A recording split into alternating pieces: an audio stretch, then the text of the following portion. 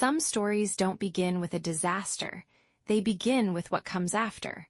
The quiet, the loneliness, the long road of learning how to trust again.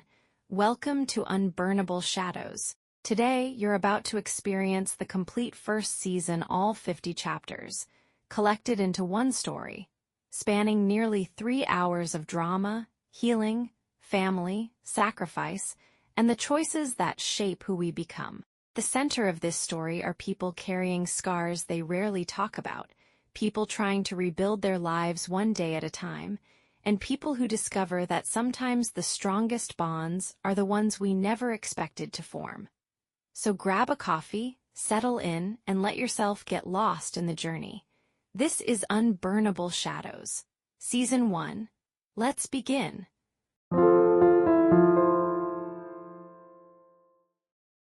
Chapter 1, After the Explosion. The explosion had left nothing behind. Nora stood in the heart of the devastation, in a place she no longer recognized, surrounded by countless ruins, collapsed houses, abandoned streets, scorched earth that carried no trace of life. Everything around her was a dark gray. Even the sky seemed to have lost its color. Her hazel eyes stared into emptiness without fear, without grief, without any tangible emotion, only a crushing weight in her chest, as if the world had stopped in that single moment. Everything she had known since childhood had vanished. Everything that had once meant something had lost its value. Before her were her siblings. Adam, 8 years old, staring at the sky, wide-eyed, silent, as if trying to understand something beyond his comprehension. Lian, the tiny infant barely a month old, wrapped in a torn blanket, remarkably calm amidst the chaos, as if she had no awareness of what had happened. Nora did not move. She shed no tears, did not scream, did not flinch. There was no right hand to hold, destroyed and gone entirely by the blast, leaving behind only a trace of torn skin and congealed blood on her forearm, yet she felt no pain. There was no sense of cold, no heat, no bodily sensation as before. All she felt was emptiness, oppressive silence, and the heavy confusion that weighed on her heart and left her mind suspended in nothingness. "It's all over," she whispered softly, her voice barely escaping her lips. There was no sorrow, no pain, no fear, only the cold truth. Her entire family, everyone she had known, was gone forever. Nora extended her left hand, the only one remaining, and cradled Lian against her chest. She tried to offer her some warmth, some measure of safety, even though everything around them was shattered. Responsibility gnawed at her heart, yet she did not know how to protect herself or her siblings, not from the ruins, nor from hunger, nor from the storms to come. The silence was suffocating. Every delayed echo of the explosion, distant screams, falling debris, merged with the echo of her inner silence, growing heavy, suffocating, so much so that for a moment she wondered, was this all just a dream? Was it the end of the world? Or merely the beginning of a new world whose rules she had yet to learn? Days passed without movement, without any contact with the outside world. Nora searched for anything that could keep them alive, scraps of food, water, temporary shelter. Every step was measured, every movement calculated, but she did not seek psychological comfort, only survival and the preservation of her remaining siblings. Adam occasionally tried to speak, in a faint murmur, asking questions with no answers. When will they come back? Will we die? Is this world over? Nora did not answer. Words were unnecessary. Her calm, silent gaze was enough for him to understand that he should stop asking and remain still, even if he did not know why. Lian, despite her very young age, sometimes smiled, waving her tiny hands as if silently saying, "Everything is okay, I'm here, nothing scares me." Those innocent smiles were the only light in a dark world. Everything else was gray, shattered, empty. Each day was the same nightmare. Nora woke amidst the rubble, ensuring her siblings were alive, trying to move them, feed them whatever she could find, protect Lian as best she could, and watch Adam with a vigilant eye. She walked among the debris, sometimes stomping her feet on the ground as if trying to feel something, anything. Every step was fraught with danger. Hot wreckage, collapsing debris, the stench of slow-burning fires. Yet she moved without pause, without a hint of weakness. Night was the hardest, when sounds grew faint, leaving only the wind moving through the wreckage, echoing like the voices of those she had lost. Nora sat beside Lian, covering her with the torn blanket, trying to suppress any tears, any cry that might reveal her weakness to the two children, anything that could weaken them. One night, She sat on a cracked piece of concrete, gazing at the gray sky, and smiled quietly to herself. It was not a smile of joy, nor of sorrow, nor of anger. It was a small, subtle sign that life still existed somehow. Even if the entire world had collapsed, there were still those worth surviving for. Lian, Adam, and perhaps herself. In the heart of destruction, amidst ash and silence, amidst unwept tears and unfelt pain, Nora knew she was the only one capable of surviving, the only one capable of protecting what remained of her family, the only one able to face tomorrow, no matter how bleak it might be. Chapter 2, The Journey West. Weeks after the explosion, the devastation had become Nora's entire world. Each day passed like a copy of the one before it, and the only difference between night and day was the shifting shadows across the rubble. She had no sense of how much time had passed. All that mattered were her siblings, Adam and Lian. The first step was finding temporary shelter. Abandoned buildings were no longer safe, and the scorching debris tore through the path whenever they tried to move. One day, a gang approached from outside, sneaking through the ruins, and took the children to an unknown place. Nora knew resistance was futile. Even if she tried to fight back, there was no strength left to face the world. They arrived in a distant city in South America, where streets filled with chaos, hunger, and conflict became her new school. Nora did not know the people's language, nor did she understand the rules of this new life, but she quickly realized that survival depended on adaptability and intelligence. Here, she began learning Spanish by observing her surroundings. Her early attempts were sometimes comical, but effective enough to keep them alive. Lian, the little child, was a true miracle to her. Even amid the wreckage, her laughter reflected the purity of life, as if saying, "Everything can be okay." Nora tried to preserve Lian's smile, protecting her as if she were the last hope in this world. Adam, on the other hand, swung between silence and withdrawal. Occasional childhood suicidal thoughts were rare, but they appeared sometimes, a shadow reminding everyone of what had been lost. Nora watched him with sharp eyes but did not intervene forcefully, knowing that any excess pressure could make things worse.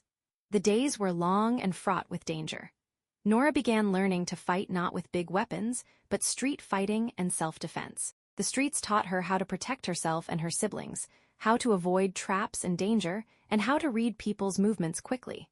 Her strong body and height gave her an advantage, but she relied not only on physical strength, but on her sharp mind, keen eyesight, and endless patience.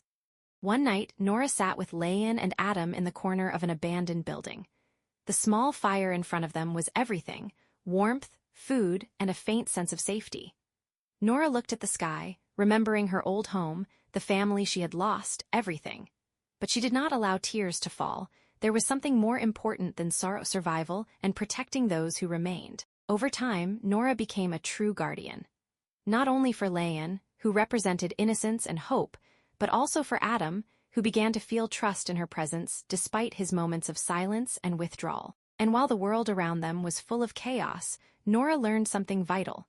Survival was not just a living body, but a sharp mind, a silent heart, and a resilient spirit capable of facing any tragedy. Finally, after months of life in this bustling city, the day came when she would leave South America, heading to South Korea for treatment, and to rebuild their lives a new journey whose fate held unknown challenges. Chapter 3, A New Beginning in South Korea. After months of living on the streets of South America, a new journey began for Nora and her siblings. The plane touched down at a crowded airport in South Korea, a strange land filled with unfamiliar smells, sounds, and a language she could not fully understand. Yet this time, she felt something different: hope, however faint, carrying the promise of a fresh start. Upon arrival, they were welcomed by a therapeutic center dedicated to children and survivors of war and disasters. Nora carried Lian in her left arm, her only remaining hand, while her right, lost in the explosion, served as a constant reminder of all she had endured. This time there was no fear, only focus on protecting her children. Adam, now around 8 years old, seemed hesitant but gradually began to adapt to the new environment. The first days were strange. The center was filled with machines, metallic sounds, and medical smells. Lian, the innocent child, occasionally smiled, playing with Nora's remaining hand. Adam was more reserved, sometimes isolating himself in a corner, observing everything with keen eyes. Nora began therapy sessions with a private psychologist not just for herself, but to protect her siblings emotionally. She learned how to convey a sense of safety despite her inner pain, how to give them stability in a new world filled with new rules and strangers. The city itself felt different. Clean streets, modern buildings, daylight sharper than ever, and people moving quickly. Nora learned Korean quickly, using her high intelligence and previous language skills in English, Spanish, and Arabic. She tried to translate everything she could to help her adapt and survive. One night, she sat by the window with Lian, looking out over the city from above. She felt something she hadn't felt in years, a relative calm, a quiet hope, a chance to rebuild their lives. Adam sat beside her, watching the movement in the streets below, sometimes offering a faint smile for the first time in a long while. Nora never forgot the past. Every day, she reminded herself of the explosion, the choices she had made to survive, and the pain she had endured. Yet she began to realize that life had not ended, and that strength was not just about the body, but the mind, the spirit, and deep patience. Over the weeks, the children began to thrive a little.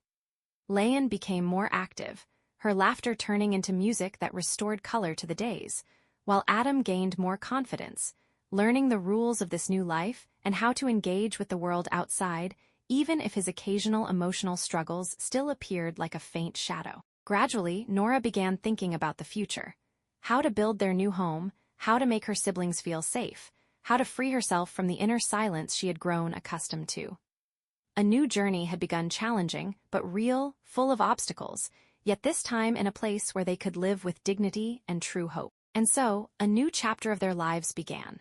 South Korea, therapy, a new environment, learning the language, daily life, and building new connections with the people around them, each of them aware that the past would always remain, but it would no longer determine their future.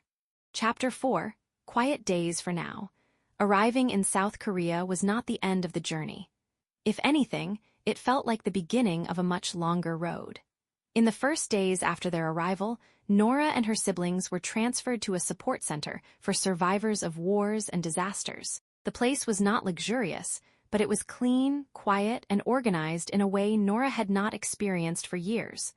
White buildings, wide hallways, and the calm faces of the staff, everything felt different from the world she had known in the streets. But Nora did not allow herself to relax. She watched everything. Always. After about 2 weeks of medical procedures and psychological evaluations, they were given a small apartment through an aid program. The apartment was in a quiet residential neighborhood on the outskirts of the city. It was not large, 2 small rooms, a simple kitchen, and a narrow living area overlooking a tree-lined street. But to them, it felt like a palace. On their first day inside the apartment, Adam stepped in slowly, looking around as if he feared the place might disappear if he touched the walls. He said nothing. He simply sat on the floor near the window. Lian, still far too young to fully understand everything that had happened in their lives, began walking around the small room laughing, touching the walls, exploring every corner as if it were a brand new world. Nora stood at the doorway for a moment. She looked inside. Then she closed the door behind them. For the first time in years, there was a door she could close. A door separating them from the world. In the days that followed, their lives began to take on a simple rhythm, waking up early, preparing a small breakfast, then heading to the medical center. Psychological sessions were a central part of the program. Adam often sat in silence during the sessions, sometimes answering with short words and other times simply nodding his head. The therapists did not pressure him. They understood that children who had been through what he had needed more time than most people expected. Lian, however, was different. She did not carry clear memories of the war or the explosion. Her laughter sometimes filled the room during sessions, to the point that some nurses would pause for a moment just to listen. Her presence lightened the atmosphere, but Nora knew the truth. Lian had not seen hell. Adam had, and Nora was responsible for everything. Psychological therapy, physical treatment, medical appointments, official paperwork, and money. Money was a constant problem. The aid they received was enough for basic living, but Nora saved as much as she possibly could. She only bought what was necessary: food, medicine, a few simple clothes for the children. The rest she kept in a small envelope inside the kitchen cabinet. She told no one why. The real reason she had come to Korea was not only to escape or rebuild their lives. It was treatment. South Korea was globally known for its cosmetic and reconstructive surgeries. Adam's burns, Nora's burns, both would require years of treatment, but Nora had made her decision from the very beginning. Adam first. At every hospital visit, she focused more on his burns than anything else. Doctors examined the damaged skin, explaining the stages of treatment and the possible surgeries in the future. Adam listened quietly. Sometimes he would grip the sleeve of his shirt tightly when the doctor mentioned the word surgery. At those moments, Nora would place her hand on his shoulder. Her calmness was always the answer. As for her own burns, they were not a priority. The scars stretching across her shoulder and along the side of her body were visible, but she barely mentioned them during medical sessions. The only thing she focused on for herself was her arm, the arm that was no longer there. Losing her right hand was not just an injury. It was an obstacle in everything. Cooking, carrying things, opening heavy doors, even tying Lian's hair sometimes. The doctors told her that getting a prosthetic hand was possible, but the process would take time, measurements, training sessions, physical rehabilitation, so it was delayed, and that did not bother her much. She had already learned to live without it, but she knew that having one would make life a little easier. In the evenings, after their medical appointments ended, they would return to the small apartment. Adam usually sat near the window, watching the street, children riding bicycles, people returning home from work, a normal life he had not known for years.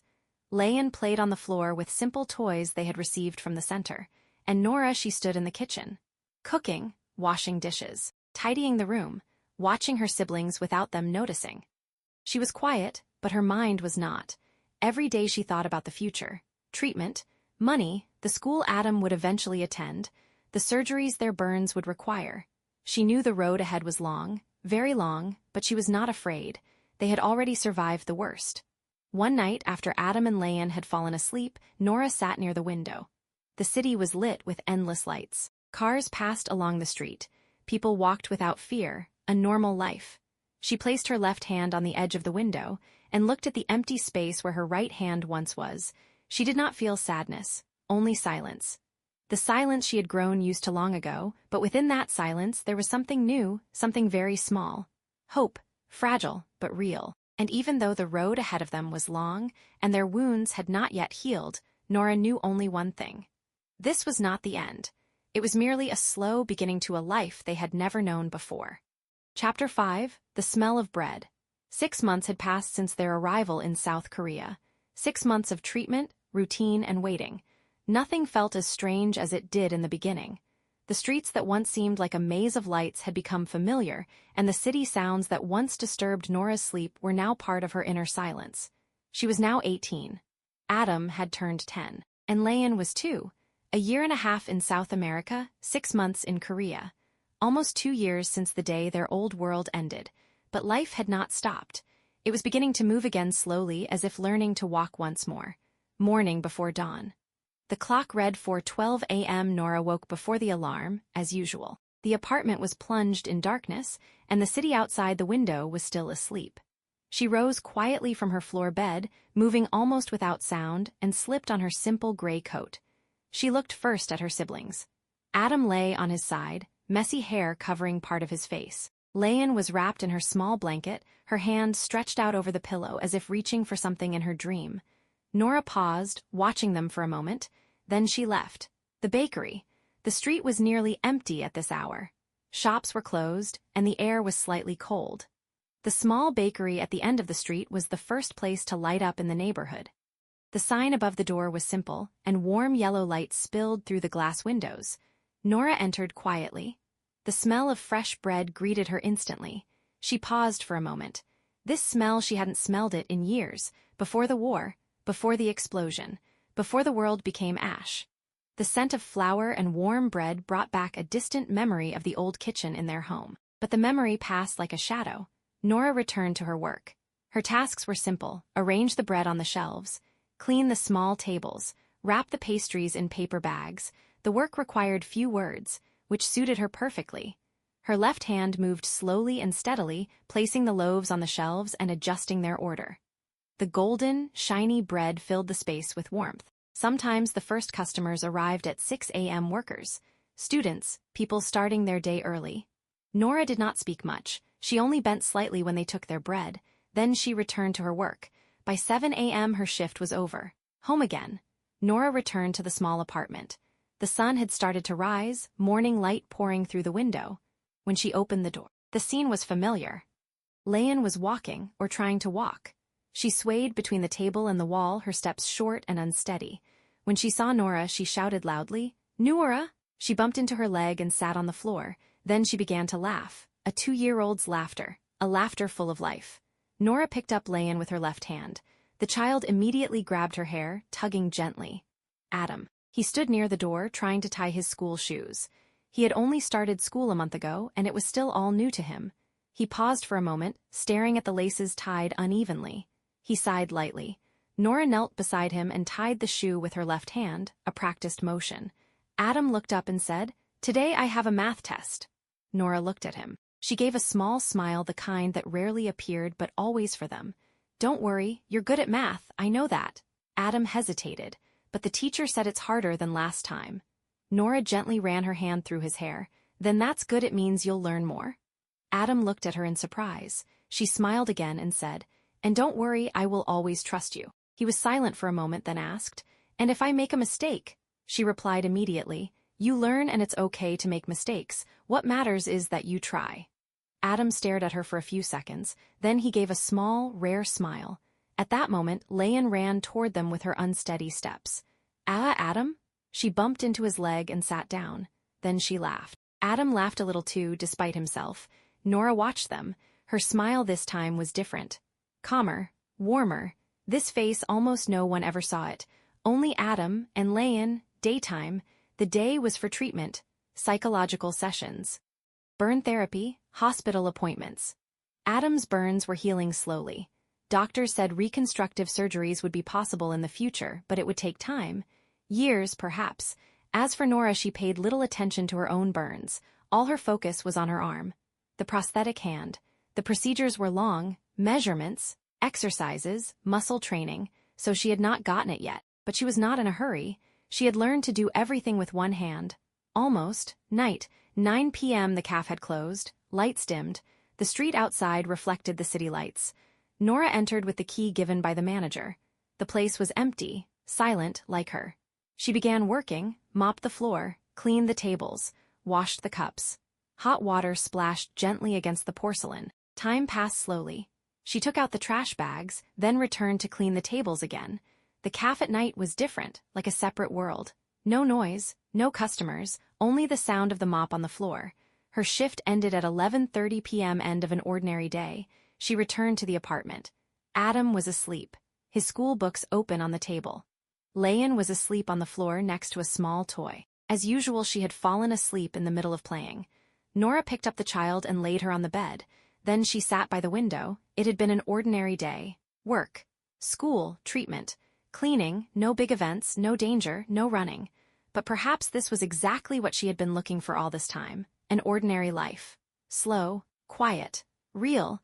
Yet even in this quiet, Nora knew one thing. This life had only just begun. Before we continue, if you're enjoying the story so far, take a second to leave a like.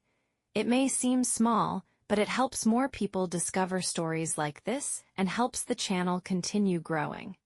Now, let's get back to Unburnable Shadows. Chapter 6, The New Hand and the Shadow of Silence.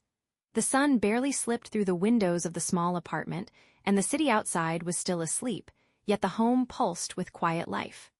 Lian, the little girl, wore her pink dress adorned with butterflies and held her tiny bag as if it contained a precious treasure. Nora carried her gently in her left arm, a faint smile appearing only for the child, while her hazel eyes remained expressionless.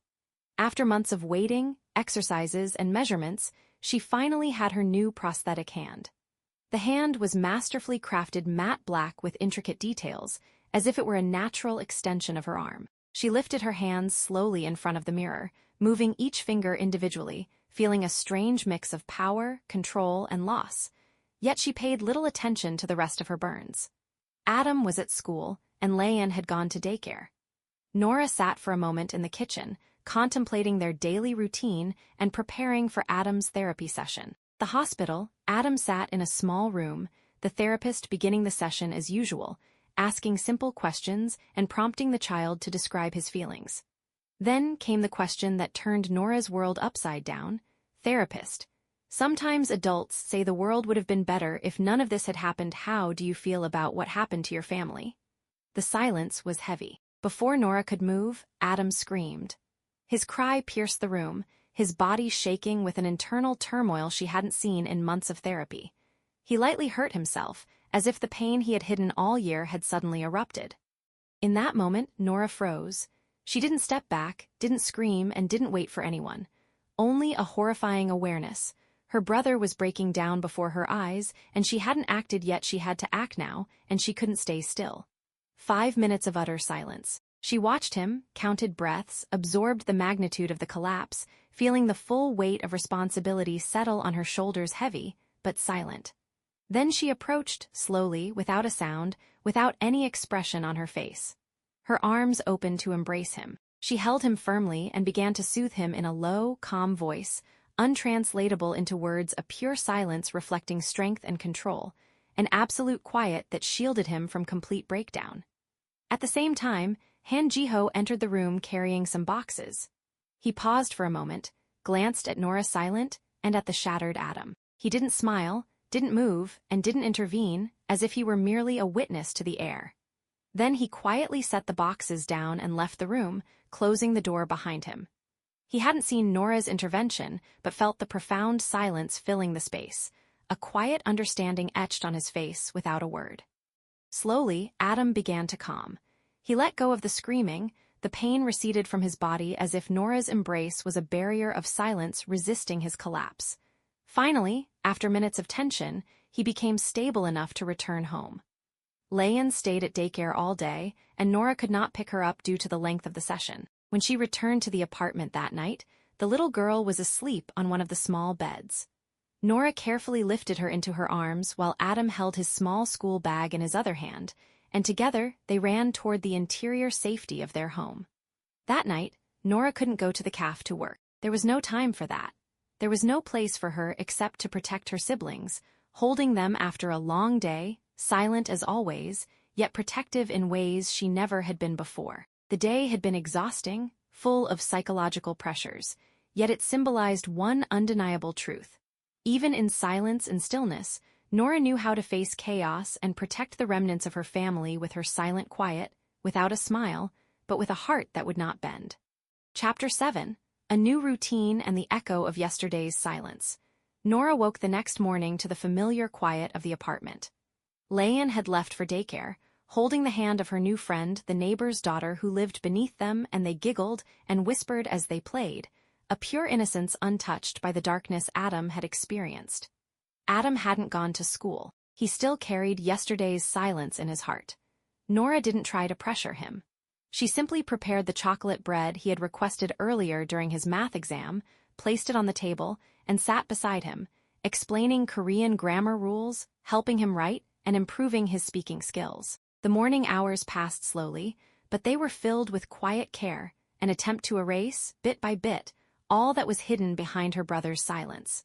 With her prosthetic hand finally in place, Nora felt a renewed sense of control. She reduced her commitment to her own therapy sessions, no longer attending them regularly. The time she saved was devoted to learning the language, working at the bakery during the day, at the cafe at night, and earning money to sustain their lives. By evening, Nora headed to the cafe, apologizing to the manager for her absence the previous night. This was the first time she had ever spoken about missing work, but the manager, aware of her silence and dedication, understood and accepted it. There was no long conversation, no complaints, just quiet acknowledgement and respect for hard work, which was enough. Elsewhere, Jiho appeared for the first time. He arrived at the delivery company at his usual hour, wearing his heavy backpack, riding his bike, performing his tasks with precision and care, avoiding any social interaction. After finishing his deliveries, he sat for a few minutes in a small shop, quietly eating a bowl of ramen and a cup of banana milk, as if time itself were the only thing that mattered. Then he left, indifferent to anything else. Every action reflected someone closed off, disciplined, and responsible only for himself, despite lacking what others might consider wealth or comfort. In those moments, Each person existed in their own world. Nora protecting her siblings, Jiho continuing his daily life in quiet isolation, Lian discovering her first friendship, and Adam trying to process yesterday's silence. Everything seemed calm, yet the hidden shadows of the past were waiting for the right moment to emerge, leaving their mark on their lives before the next events began. Chapter 8, A Small Smile in a Long Corridor. The hospital in the morning was different from the night. At night, the place was quiet, cold, like a massive machine half asleep, but in the morning it was alive. The sound of metal wheels rolling across the polished floor, nurses exchanging quick instructions, doors opening and closing, hurried footsteps, and the sharp scent of disinfectant filling the long corridors. Amid all of this, Nora walked with steady steps. Her new prosthetic hand was hidden beneath the sleeve of her dark coat, moving with more confidence than she had expected when she first received it. She had not completely gotten used to it yet, but it had already become part of her daily routine. Beside her walked Adam in silence. His school bag hung from his shoulder, but today was not a school day. It was a medical follow-up day. He had not spoken much since yesterday's session. The silence felt heavier, but Nora asked him nothing. She knew that some wounds could not be opened with words. Behind them, Lian walked with small, uneven steps, sometimes holding the edge of Nora's coat, then letting go to run 2 steps ahead before returning again. The nearly 3-year-old child understood nothing about the pain this place carried. To her, the hospital was simply a large building full of lights. Someone else somewhere else. The back of the building, behind the emergency area, a small truck stood beside a metal delivery door. A tall young man stepped out, wearing a simple black jacket and a large delivery backpack. Jiho. He placed 2 large boxes on a metal cart and began pushing it inside. His movements were calm and precise, as if he had been doing this work for many years. In reality, it had only been 2, but it was enough to learn how to live with nothing. An inheritance he didn't want. Only 3 years earlier, Jiho's name appeared in business magazines. The only son of a family that owned one of the largest investment companies in Seoul. The press called him the next heir, but life does not like big titles.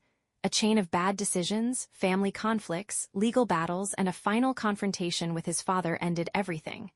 The money, the name, the family, all gone, or perhaps he chose to leave them, but losing money was not the real problem.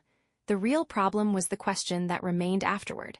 Who is Ji? Without money, the question never left him, not for a single day. Now he worked for a small delivery company. Most of his day was spent riding a bike. No friends, no family, no one waiting for him, but the real problem wasn't poverty. It was fear. Jiho was not afraid of death. He feared something else. Failure. Failure to prove to himself that he could be someone of value without anything. The children's corridor. On the 3rd floor of the hospital, Nora waited for Adam's new evaluation session to finish. The room door was closed. The therapist was inside with him. Nora sat on the bench outside. Lian was playing near the large glass window. The corridor was long, very long for a small child. After a few minutes, Nora became focused on reading the papers the doctor had given her during the previous session. Notes, appointments, treatment plans, and when she raised her head, Lian was gone. A small child lost in a big world. Lian was not afraid. To her, the shining hallways were an adventure. She ran a few steps, then a few more. She passed a nurse's cart. Then, near the corner of the corridor, she stopped, because something interesting was there. A large metal cart filled with boxes, and beside it a tall young man pushing it slowly. Jiho. He stopped when he felt something touch the edge of his jacket. He looked down. A small child stared up at him with wide eyes. Her black hair was tied messily. Her pink dress was decorated with tiny butterflies. She didn't speak, she only looked at him. Jiho wasn't good with children. In fact, he hadn't spoken to one in years. He bent slightly. "Where are your parents?" he asked quietly. Lian didn't answer. Instead, she did something else. She smiled, a wide, sincere smile without fear. The smile of a child who knows nothing about the world. Jiho froze for a moment, something simple but strange to him. In his work, no one smiled at him. Nurses asked for the boxes. Doctors walked past him. Everyone was busy. But this child smiled at him as if he mattered. After a moment, he asked, "Did you get lost?" She shook her head a little, though she didn't seem worried. Then she lifted her small hand and grabbed his finger, as if it were the most natural thing in the world. Jiho looked at her hand, then at the long corridor. He sighed quietly. Well, I guess I'm a babysitter now. Nora.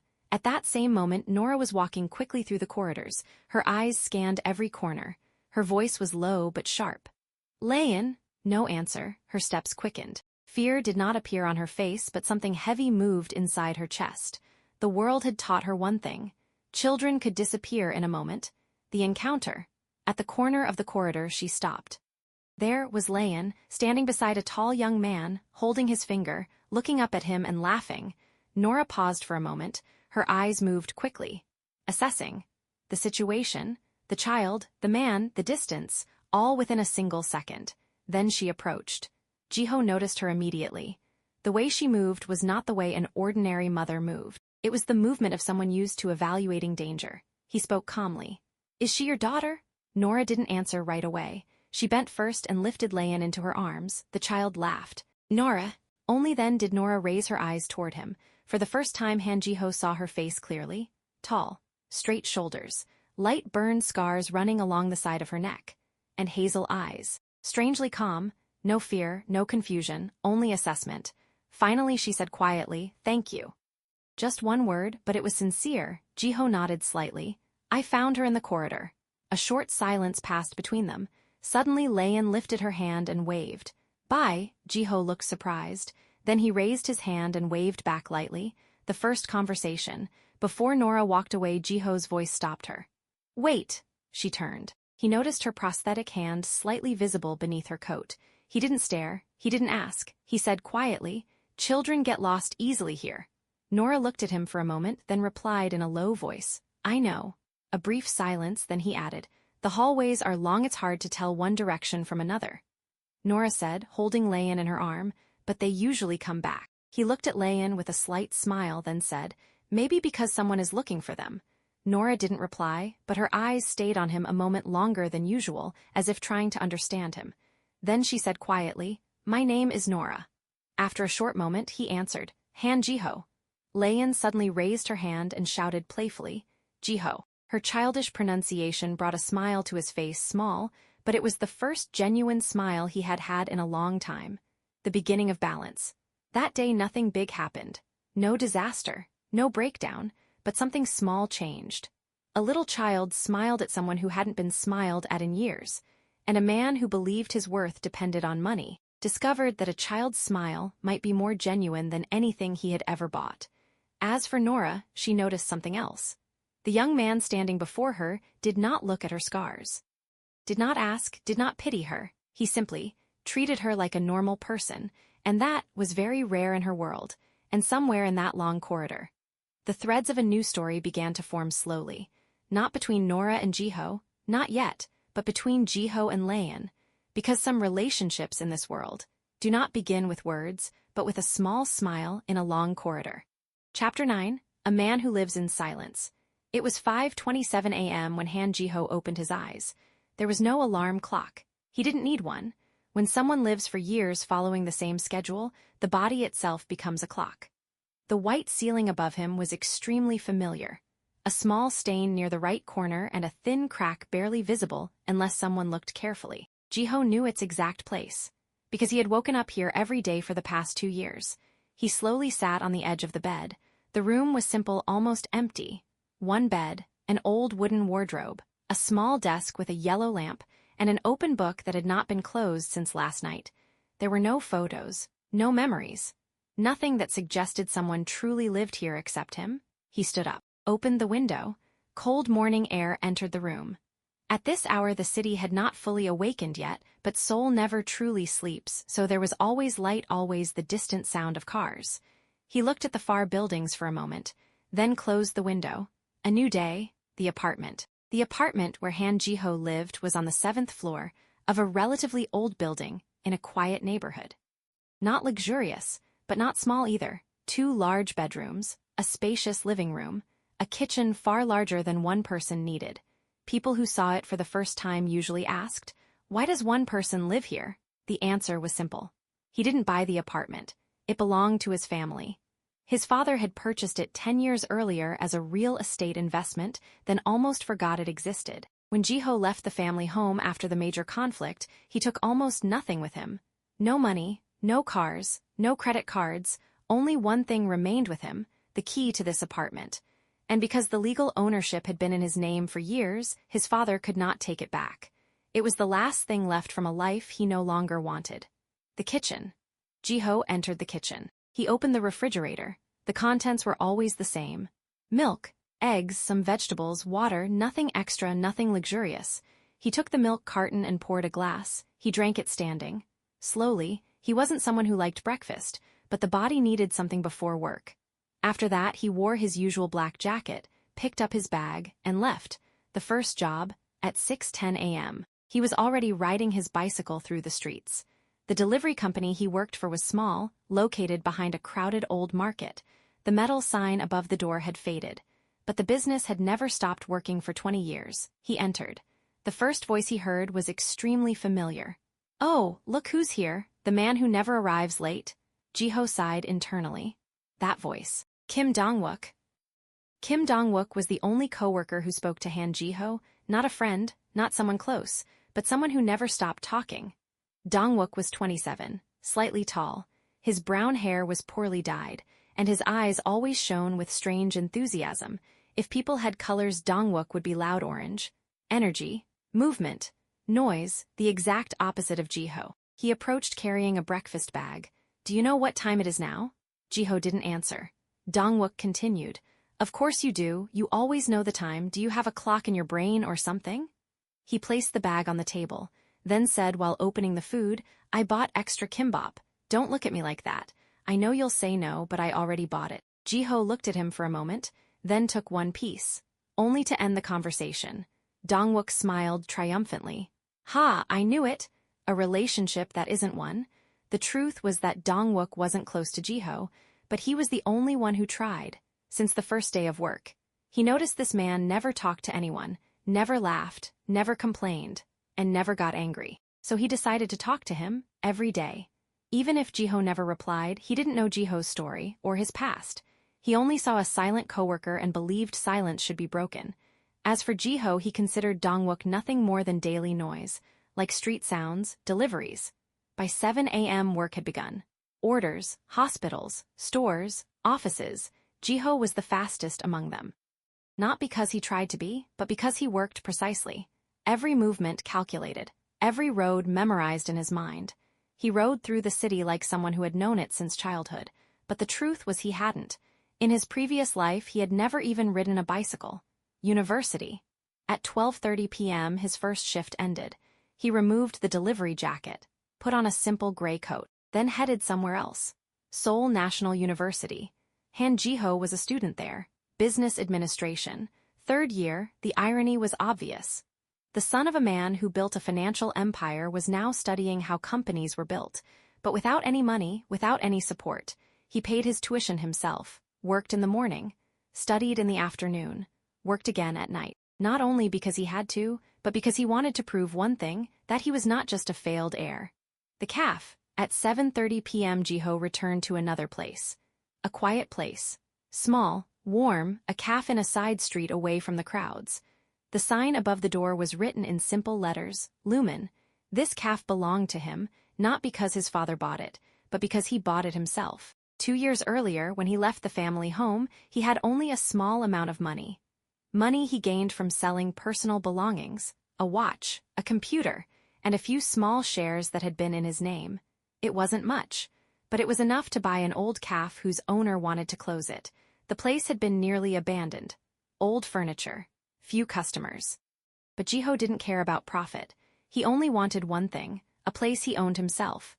A place not built by his father's money. Night. At this hour of the night, Jiho usually sat behind the table near the window, managing accounts, reviewing bills, or reading. The cafe wasn't crowded, only a few customers, silence, and warm yellow light. This place was the closest thing to peace in his life. Family. Han Jiho had not spoken to his family for 2 years. His father, Han Sungmin, a harsh businessman, cold like steel. If he were a color, he would be metallic gray. He believed in only one thing: success, money, power. His mother, Lian, a very quiet woman, she loved art and music. Her color would have been pale blue. She had always tried to mediate between father and son, but in the end quietness does not always defeat rigidity. Jiho had no siblings, he was the only son, the only heir, and now none of that mattered, returning home. At 11:50 p.m. Jiho returned to his apartment. The city was calmer. He opened the door, entered. Silence welcomed him. He placed his keys on the table, then sat on the large sofa in the living room. The wide room felt even bigger when someone was alone. He closed his eyes for a moment, but his mind was not here. For some reason, he remembered something small. A child. Pink dress and her childish voice saying, "Jiho." He opened his eyes, looked at the ceiling, then sighed quietly. He said to himself in a low voice, "Strange." He didn't know why he remembered that, but the truth was simple. In his daily life, no one called his name that way, and no one smiled at him with that kind of smile. Finally he stood, turned off the lights. Outside, the city was still awake, but inside the large apartment silence returned to fill everything. A silence Han Jiho had grown used to. But this silence was no longer as empty as it had been just one day ago. Chapter 10, The Same Hallway. The morning at the hospital was much like any other, a cold white light reflected off the polished floor. The clattering sound of metal carts echoing down the long hallways, and that inescapable, ever-present scent of antiseptic. But for Lian, this place held something new.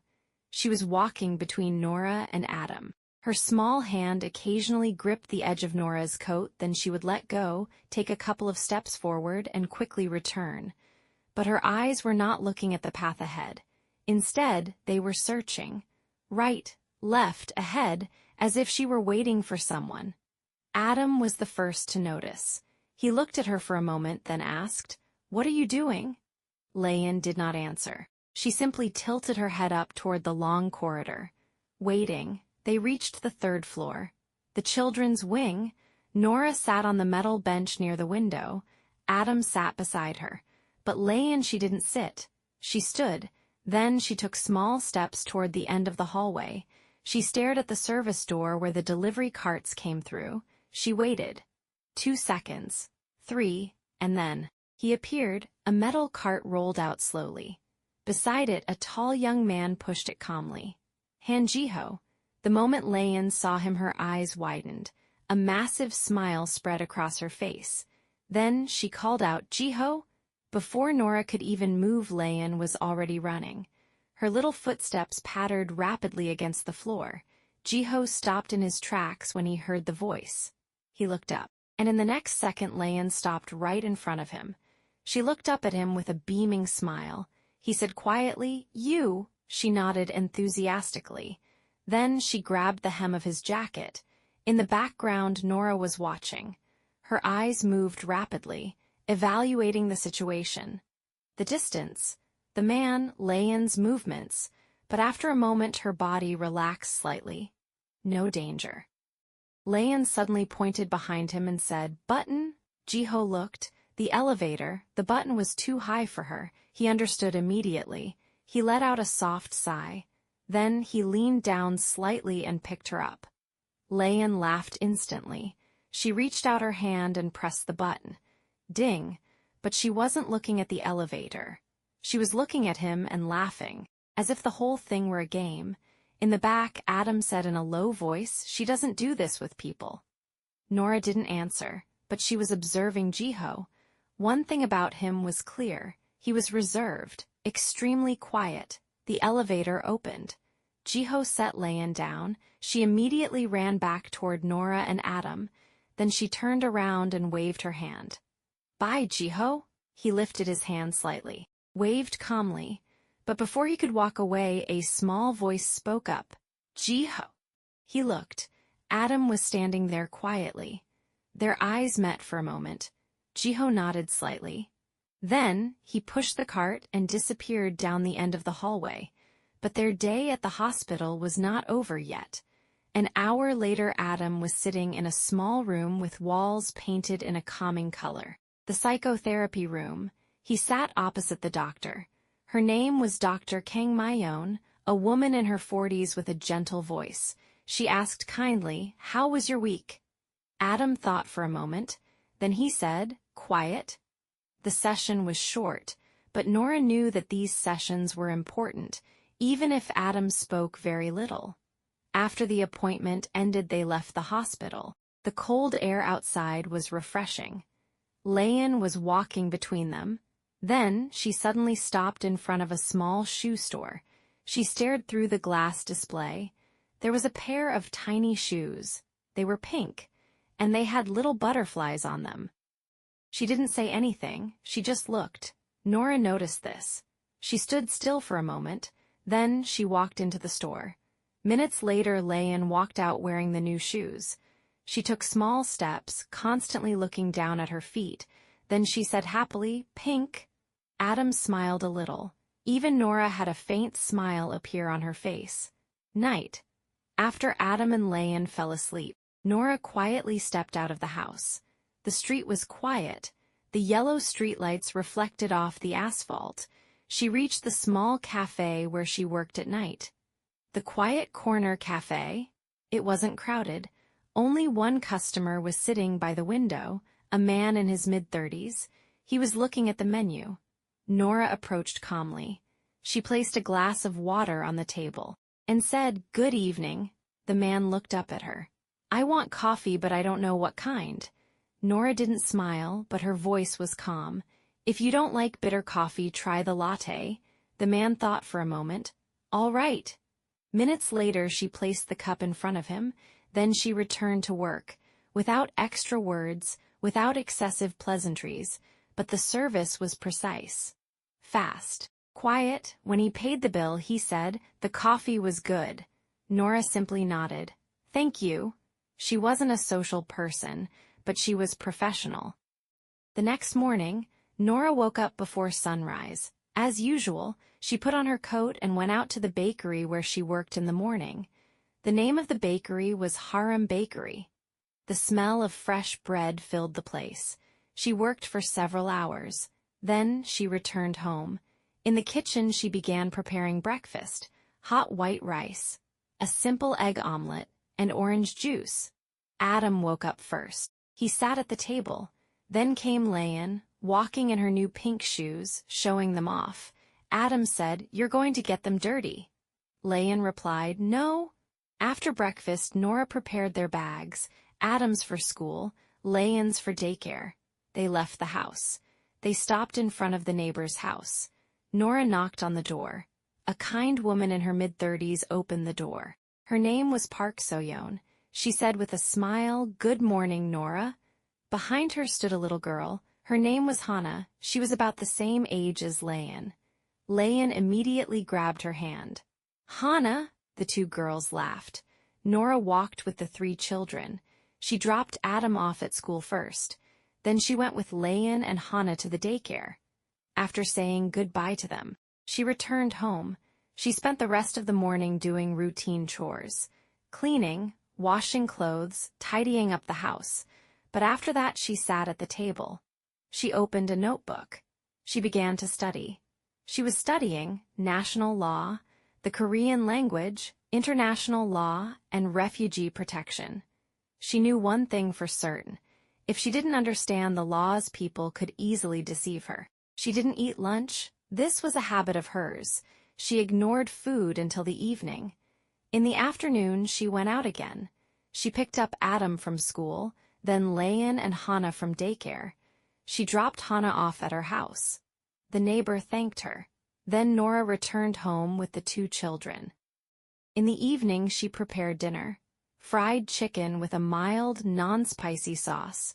It is said that chicken is the food of the poor, but for them it was a luxury meal. Lian laughed. Adam ate in silence. As for Nora, she watched them.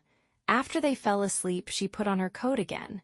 She went to the cafe. She worked for only 1 hour. Then she returned home. The city was quiet. The street was almost empty. When she entered the house, she looked at the two sleeping children. She turned off the light. She sat near the window. Their day had been simple, but for them it was a quiet day. And that was enough. Chapter 11, What Stays in the Pocket. Tuesday, a day like any other. Jiho was riding his bicycle through the back street leading to the morning market. The air was cold. The smell of last night's rain still lingered. He stopped at a red light, waited. In that moment he felt something in the pocket of his jacket. He reached in, pulled out a small box, a candy box. He'd bought it yesterday from the vending machine at the university, then forgotten it. He looked at it for a second, then put it back in his pocket. The light turned green. He rode on. Work in the morning was routine, deliveries, corridors, boxes, but the third floor was on his schedule today. He pushed the cart slowly through the hallway, the smell of antiseptic, the distant sound of machines. Then, a small voice from the end of the corridor. He stopped. Lian was sitting on the metal bench, alone, studying her pink shoes. She hadn't seen him yet. Jiho took the candy box from his pocket, looked at it, then looked at the little girl. He exhaled quietly, walked toward her slowly, stood in front of her.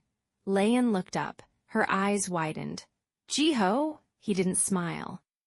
But he leaned down slightly and held out his hand, the small candy box. Lian looked at it, then at him. Then she reached out and took it. She said with a child's gravity, "Is this for me?" He said simply, "If you want it." She opened the box immediately, took one piece, put it in her mouth, then held the box out toward him. "Take one." He looked at her. She was offering him his own candy. He said, "It's yours."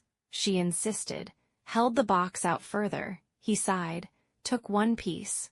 Lian smiled in total triumph. In that moment, Nora appeared from the end of the corridor. Her eyes took in the scene immediately. Jiho standing, Lian chewing candy, a small box in the child's hand. She paused for a second, then approached. She said quietly, "Where did that come from?" Jiho answered before Lian could speak, "I bought it yesterday. I forgot it in my pocket." Nora looked at the box, then at him. She said nothing at first. Lian held the box up toward her sister. "Nora, candy?" Nora looked at Jiho once more, said in a steady voice, "Next time ask me first." It wasn't anger. It wasn't a sharp reprimand, just clarity. Jiho gave a small nod. "All right." Silence. Then he said, "I didn't mean to." She cut him off. "I know." Adam was sitting at the end of the corridor. He had noticed everything. Jiho's silence, Nora's clarity. Something in that scene felt familiar. He didn't know why. He looked at Jiho for a moment. The tall, quiet man, who didn't seem to want to talk, and yet had brought candy. Before Jiho left, Adam said in a very low voice, "Thank you."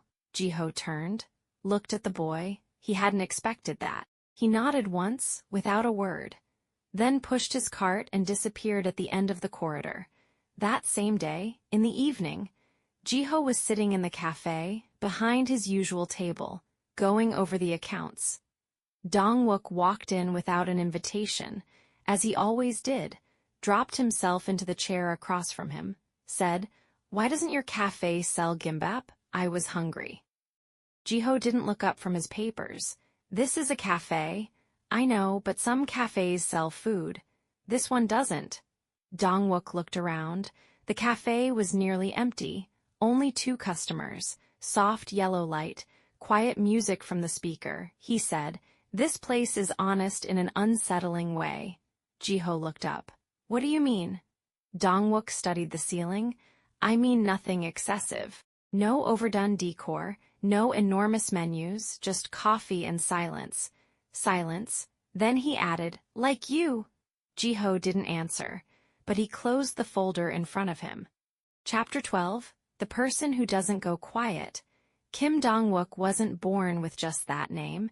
He was born loud, too. That was what his mother always said. Even as a baby, you cried differently, like you were announcing yourself to the world. Dong-wook was 27, the middle child of 3. His family lived in Busan. His father worked at the fishing port. His mother ran a small vegetable shop. A simple life, not poverty, not wealth, just an ordinary life. He came to Seoul 3 years ago. He wanted to become a photographer, but Seoul wasn't what he'd imagined. Expensive, crowded, and full of people who wanted the same thing. so he worked at the delivery company. At first as a temporary solution, but temporary became permanent. The difference between Dongwook and Jiho wasn't money. Jiho grew up in a world of privilege. Dongwook grew up in a modest apartment, but Jiho always felt the weight of expectations. His name was bigger than he was.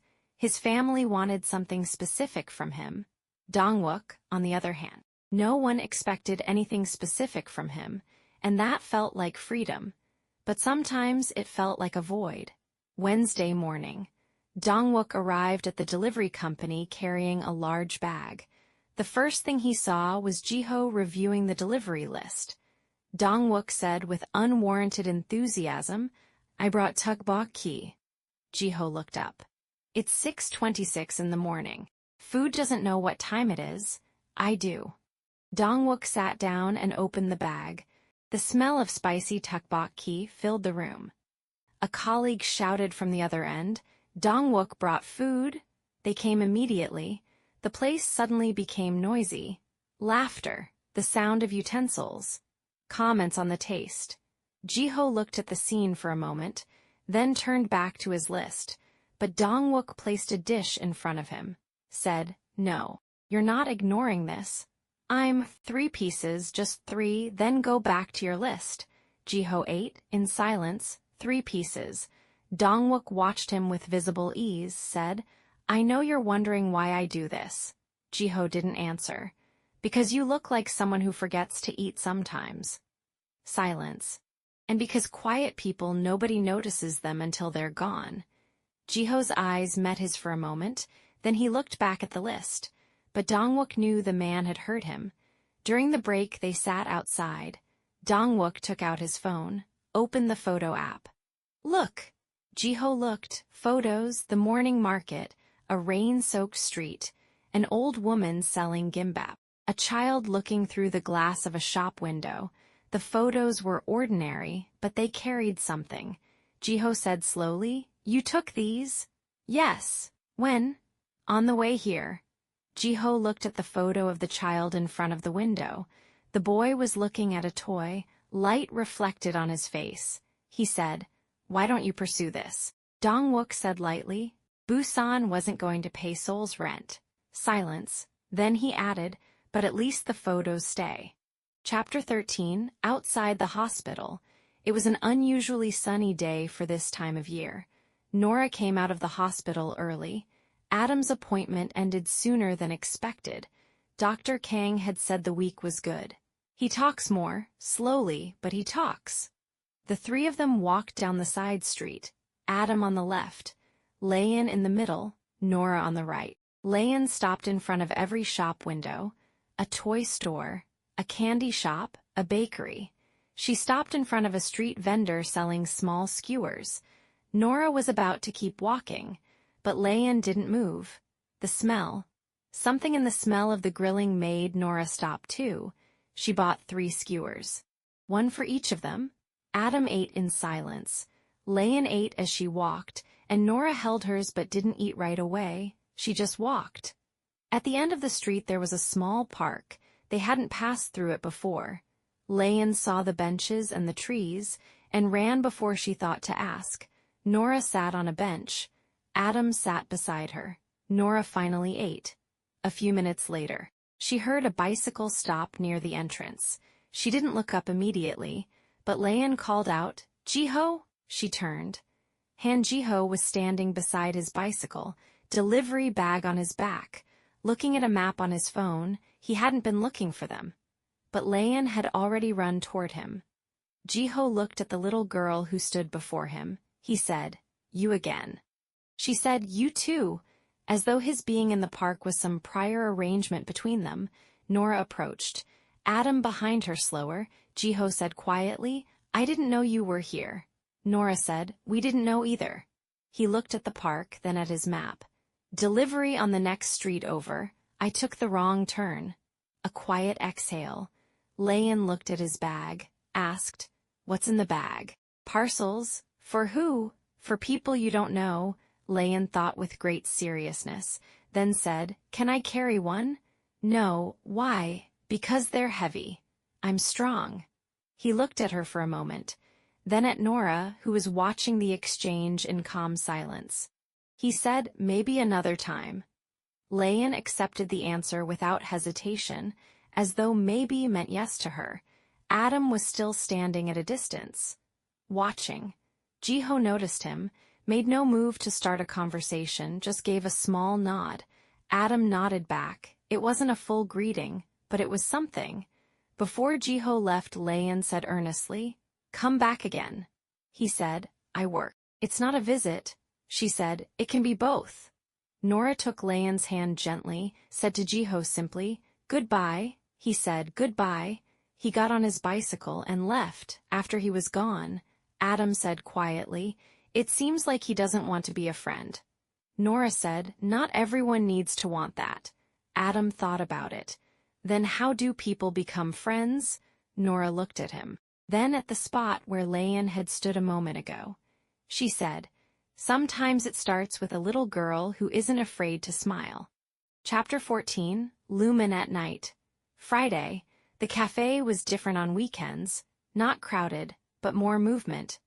Jiho sat behind his usual table by the window, but he wasn't only going over accounts. He was watching. A customer sitting alone, reading, a couple speaking in low voices, a student holding a thick book he never opened. This cafe wasn't a place for gatherings. It was a place for people who wanted to be alone but not entirely by themselves. Jiho understood that distinction well. The hour was approaching 8. The evening staff member was Yujai, a university student. She worked 3 nights a week. She said as she passed by him, "The cafe next door opened a month ago and already has twice our customers." Jiho said without looking up, "Because they have a huge pink sign." "That helps with marketing." "This place doesn't need that kind of marketing, but it needs more customers." Jiho closed his folder, looked at her. "The ones who come here come back, but there are so few of them. Quality beats quantity." Yujai looked at him for a moment, then gave a quiet smile. "You're more like this cafe than you realize." The conversation ended. She went back to work. At 9:30, Dongwook walked in, as always, without invitation, sat across from Jiho, put his phone on the table, said, "I'm bored." "Go home." "My home is boring too." "Then the problem is with you, not with places." Dongwook looked at him with genuine appreciation. "That's the deepest thing you've said to me in months. I wanted you to leave, but I won't." He ordered a coffee, drank it slowly, then said suddenly, "Who's the woman who works here sometimes?" Jiho looked up. "Yujai?" "No, the other one, tall, quiet." Jiho paused. "Where do you know her from?" Dongwook said, "I saw her once when I was passing the street. She was wiping tables after closing." Silence. "Why do you ask?" Dongwook said in an ordinary tone, "Because she seems different, the way she moves, the way she looks at things. I don't know her well, but she works in your cafe." "Work, not acquaintance." Dongwook looked at him, then smiled. "Jiho, what? Sometimes you say things in a way that makes them sound simpler than they are." He didn't answer, and Dongwook went back to his coffee. After the cafe closed, after everyone had gone, Jiho sat alone in the space. Lights low, silence deep.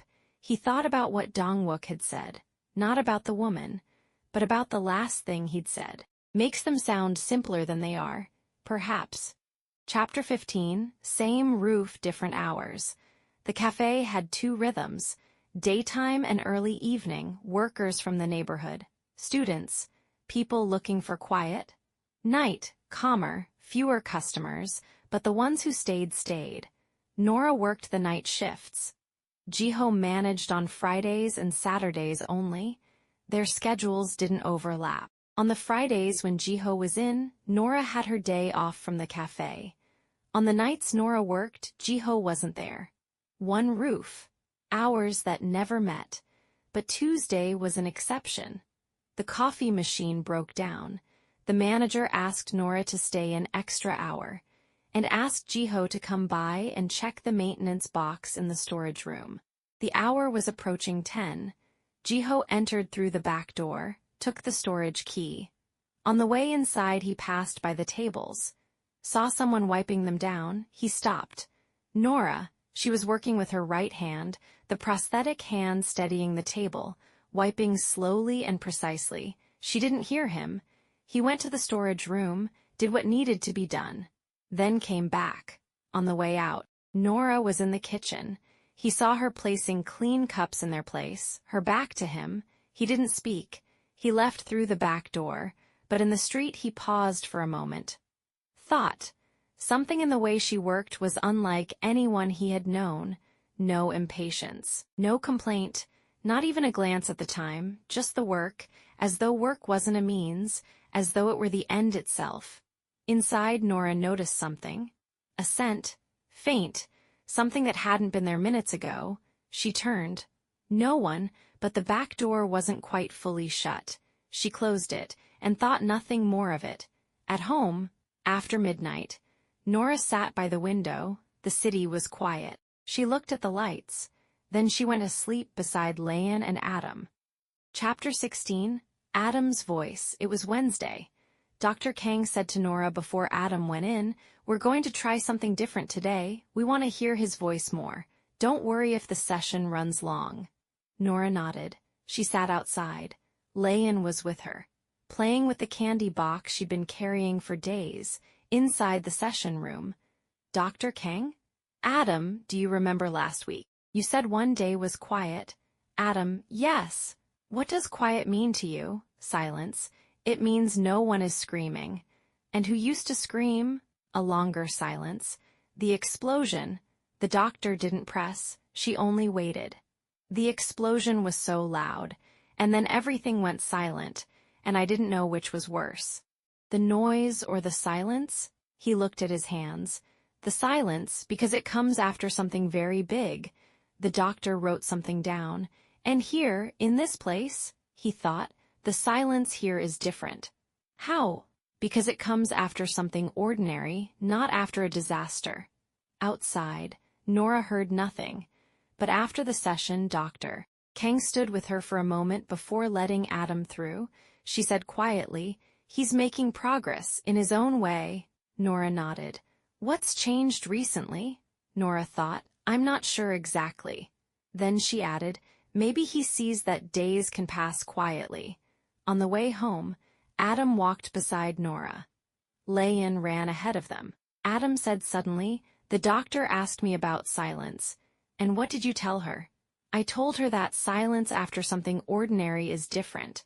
"And it is." They walked a few steps. He said, "Nora." "Yes." "The man who delivers the boxes, is he alone?" Nora paused for a moment, looked at him. "Why do you ask?" "Because he seems that way." "What way?" "Like me, when I was." Before, Nora exhaled slowly, said nothing at first. Then, "I don't know," Adam said. "I think he knows it about himself, but he doesn't want to say it." Nora looked at him. This child sometimes sees things grown-ups don't. Chapter 17, The Second Table from the Left. Friday, Lumen Cafe.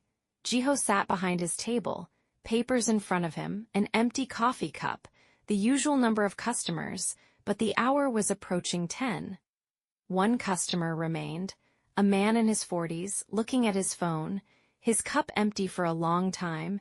He stood to leave, thanked Yujai, and walked out. At that exact moment, the door opened. Someone walked in. Jiho looked up. A tall woman, dark coat, hair tied simply. Nora.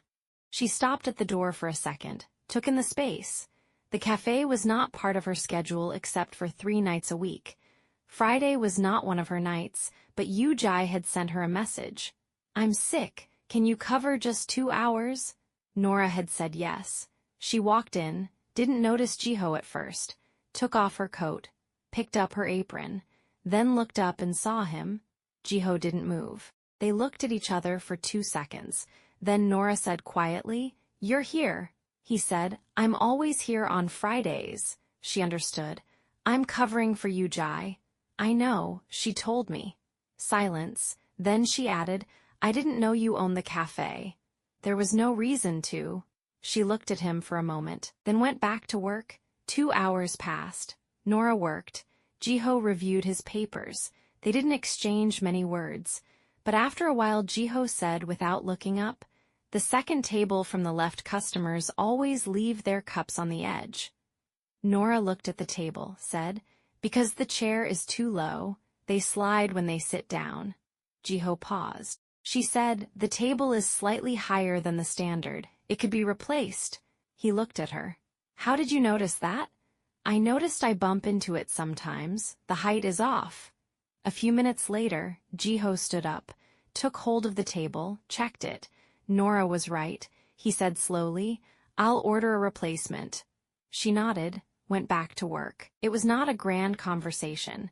It was not a dramatic moment, but it was the first real exchange between two people in the same place, who saw the same things. Before she left, Jiho said, "The street is safe at this hour." She said, "I know. The neighborhood is nearby, walking distance." "It's cold." She looked at him, said nothing for a second, then, "Thank you." She walked out. Outside, the street was quiet, yellow light on the pavement. Nora walked. On the way home she noticed something. She hadn't felt uneasy. In most places she was always aware of everything. The doors, the distances, the people. But in that cafe in those 2 hours the awareness was there. But it wasn't exhausting. Chapter 18, The Length of Quiet Days. A week passed. Then, too, life moved on. Lian grew a little. She began recognizing the voices of their neighbors through the wall. She imitated the tone of their neighbor, Park So-yeon, and practiced saying thank you in Korean without making a mistake. One day she said thank you to the bread seller. Perfectly. The seller looked at her, then smiled and gave her a small extra piece. Lian came back to Nora holding the piece up. "Language is useful." Nora said, "Yes. Did you teach me?" "Life taught you." Adam began to speak more in his sessions. Not much, but more. In the session of the second week, he asked Dr. Kang, "Is it normal to cry about something you don't remember clearly?" She said, "What do you mean?" "I remember my mother's voice, but I don't remember her face clearly. And sometimes I cry over the voice, and I don't know if I'm crying over the truth or over an idea I have of her." The doctor was quiet for a moment. She said, "Both are real, Adam." Nora heard this later in the doctor's report. She sat that night, read the sentence, read it again, then closed the report. As for Jiho, he replaced the second table from the left. He brought a new one at the right height. He told no one why. Yujai noticed the change, said, "You replaced the table?" "It was uneven." "I didn't know." "You do now." One day that week, Dongwook said to Jiho, "I want to show you something." He took out an old camera. "I bought it from the second-hand market." "Why?" "Because photographing with a phone is too easy, and easy things don't teach you anything." Jiho looked at the camera, said, "That's strange logic." "I know, but it suits me." Dongwook raised the camera, took a picture of Jiho. Jiho said immediately, "No." Dongwook said, "I already took it." Jiho looked at him. "Delete it." "Why?" "Because I didn't agree." Good photos don't wait for permission. Silence. Then Jiho said, "If you post it, no gimbap ever again." Dongwook laughed, a real laugh. "All right, I'll delete it. But not now." That night, Dongwook didn't delete the photo, but he didn't post it either. He just looked at it. A man sitting behind a table. The lamp's light on him, eyes on his papers. He didn't look significant in the photo, but he looked real. Chapter 19, The Official Envelope. It arrived on a Monday morning, a white official envelope, institutional stamps, the support program's emblem. Nora picked it up. It weighed nothing. But her left hand paused before she opened it. Just 1 second, then she opened it. The letter was short, formal, cold, clear. "We wish to inform you that the support program for survivors of disasters and conflicts will conclude at the end of next month. This includes the termination of housing assistance and therapy sessions funded by the program. Please contact the support center to review available options." She read it once, then again. then folded the letter back into the envelope, set it on the table. She boiled water, made tea, drank it slowly. Lian was playing in the other room, Adam was at school, Nora sat in the kitchen, and the envelope sat on the table. She didn't cry, but there was something different from anything she had faced before. The war had been sudden. No time to think, only to move. The streets were day by day, no thinking about tomorrow, just survival. But this was Monday, and at the end of next month everything would change again. But this time she had time to know it was coming, and that was harder. That same evening, she woke from a short nap. The clock said 5. She wrote in her notebook, "The apartment, end of next month. Therapy will stop. Adam still needs the sessions. Lian, nursery partially covered by the program. The money in the envelope, not enough for a new apartment and therapy." She paused, then wrote, "Options," and left the space blank. At midnight, she came home from the cafe. The house was quiet. She stood in the kitchen, looked at the envelope, still on the table.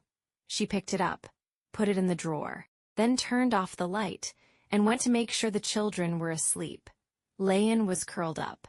Adam looked like someone dreaming of something far away.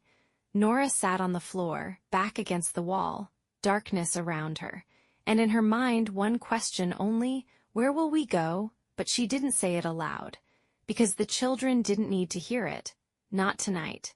At the end of that night, she knew one thing, morning would come, and she would think, because that was how she worked. Not because she wasn't afraid, but because fear had never stopped her before. We've reached an important turning point in the story. If you're invested in these characters already, consider subscribing so you don't miss Season 2 when it arrives. And if someone you know enjoys slow-burn emotional stories, sharing this video with them would mean a lot. Now, let's continue. Chapter 20, Options on Paper. Tuesday, the support center. A gray building in an unremarkable neighborhood.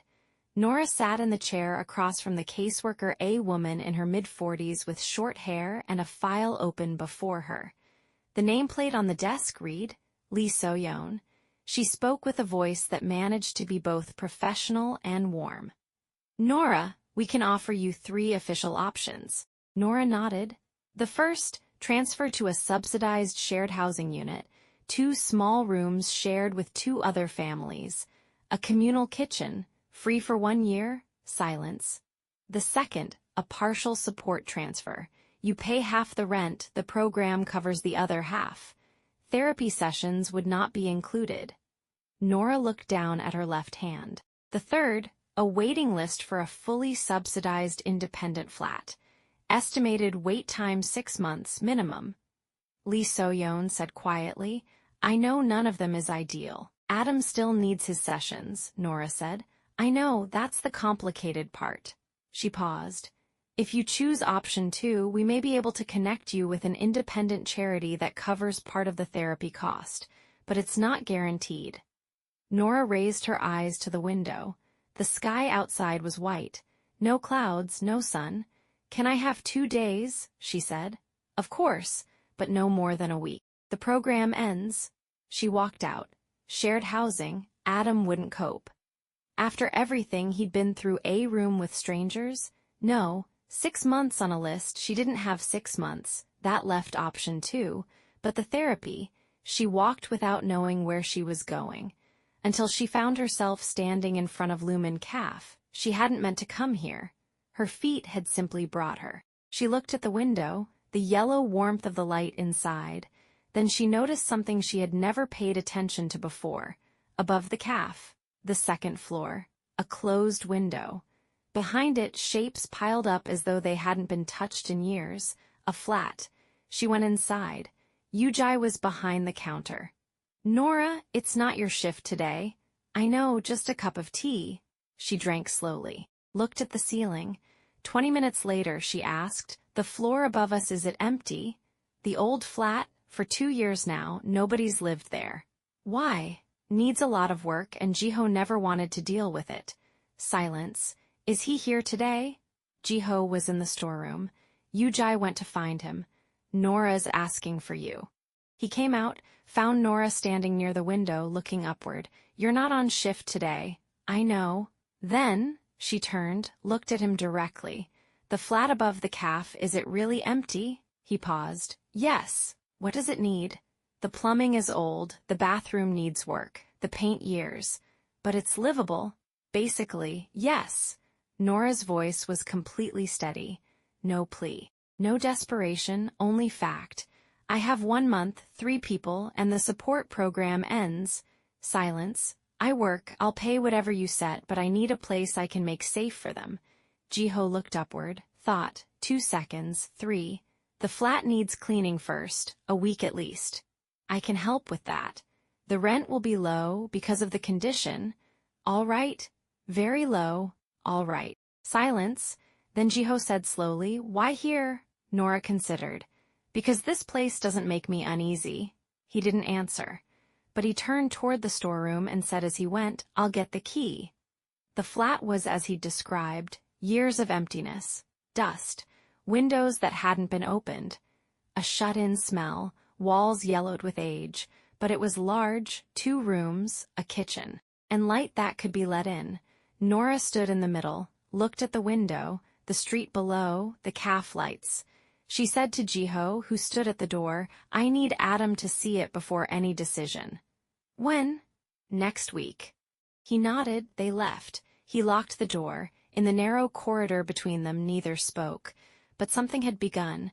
No one knew its name yet, but it had begun. That evening, Nora sat with Adam. Lian was playing in the corner. She said quietly, we'll be moving soon, somewhere new. Where? Above the calf where I work. A long silence. The calf where Jiho works too? Yes.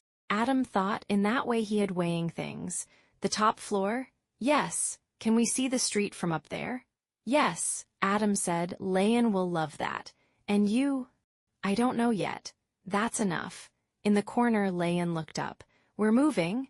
Yes. Where to? Somewhere nearby, Lian thought, then said with complete childish gravity, does the new place have a worm? Nora stopped. What? This flat has a worm in the corner. I don't like it, but I gave her a name. Nora looked at Adam. Adam looked at Nora. Then he said with matching gravity, what's her name? Lian said, Farida. Silence. Then Adam said, that's a good name for a worm. Chapter 21, The Move and What Comes with It. Saturday, the move was not a large event. There wasn't much to carry, 2 bags, 2 small boxes, a sack of Lian's toys, and Nora's notebook. That was everything they owned. Jiho was waiting at the door. Dongwook was with him, uninvited. You told me we were moving furniture, Dongwook said to Jiho. I didn't say that. You said come. I wanted help. That's the same thing. Dongwook looked at the 2 boxes, then at Nora, then at the children. He said quietly, this is everything? Yes. He didn't comment. He picked up the boxes and climbed the stairs. The flat had been cleaned, a full week of work. Nora had come every day. Jiho had sent someone to fix the plumbing. The walls had been painted white. It hadn't become a luxurious flat, but it had become clean. Lian walked in first. She ran to the window, looked down. I can see the calf, yes. And I can see the street? Yes. And I can see a man eating alone on a bench. Lian, what? Don't comment on people. Lian considered, but I didn't say anything to him. I know. I only told you. Lian, all right. Adam walked in slowly, stood in the center, looked around. A large room, a tall window, a ceiling higher than he was used to. Then he walked to the wall, ran his hand across it, the new white paint. He said quietly, it looks like a blank page. No one said anything, but Nora looked at him, and something moved in her chest. Second day after the move. Nora went out early, as usual, but this time she went first to the neighboring street, a few minutes' walk. Not for memories, for Hana, Park So-yeon's daughter, a girl of 6, long hair, wide eyes. She was always waiting at the door. Nora knocked. So-yeon answered. Her smile was genuine but carried something tired. Good morning, Nora. You came from the new flat. Is the distance all right? On foot. 5 minutes. I was a little worried. No need, we'll pass every morning. As they walked, Hannah said to Nora, Where's Lian? Sleeping. She always sleeps late. She wakes up when I get back. Like a cat. Nora looked at her calmly. Don't say that to her. Why? She'll love the idea and ask for a cat. Hannah considered. Cats are nice. I know, so? Lian is enough. Silence. Then Hannah laughed softly. Second week in the new flat. One evening, Nora came back from the bakery. She climbed the stairs, opened the door. Lian was waiting at the door with a very serious expression. Adam ate the apple you left for me. Nora looked at Adam. He was sitting on the floor, looking away. It was next to the other 2 apples. It was mine. It didn't have your name on it. I know my apple. How? Lian paused, then said with full confidence, I feel it. That's not logic, said Adam. I don't need logic, I need my apple. Nora sighed. She sliced an apple, put it on a plate, gave it to Lian. Lian looked at the apple, then at Nora. Then she said, Thank you. But this doesn't solve the problem.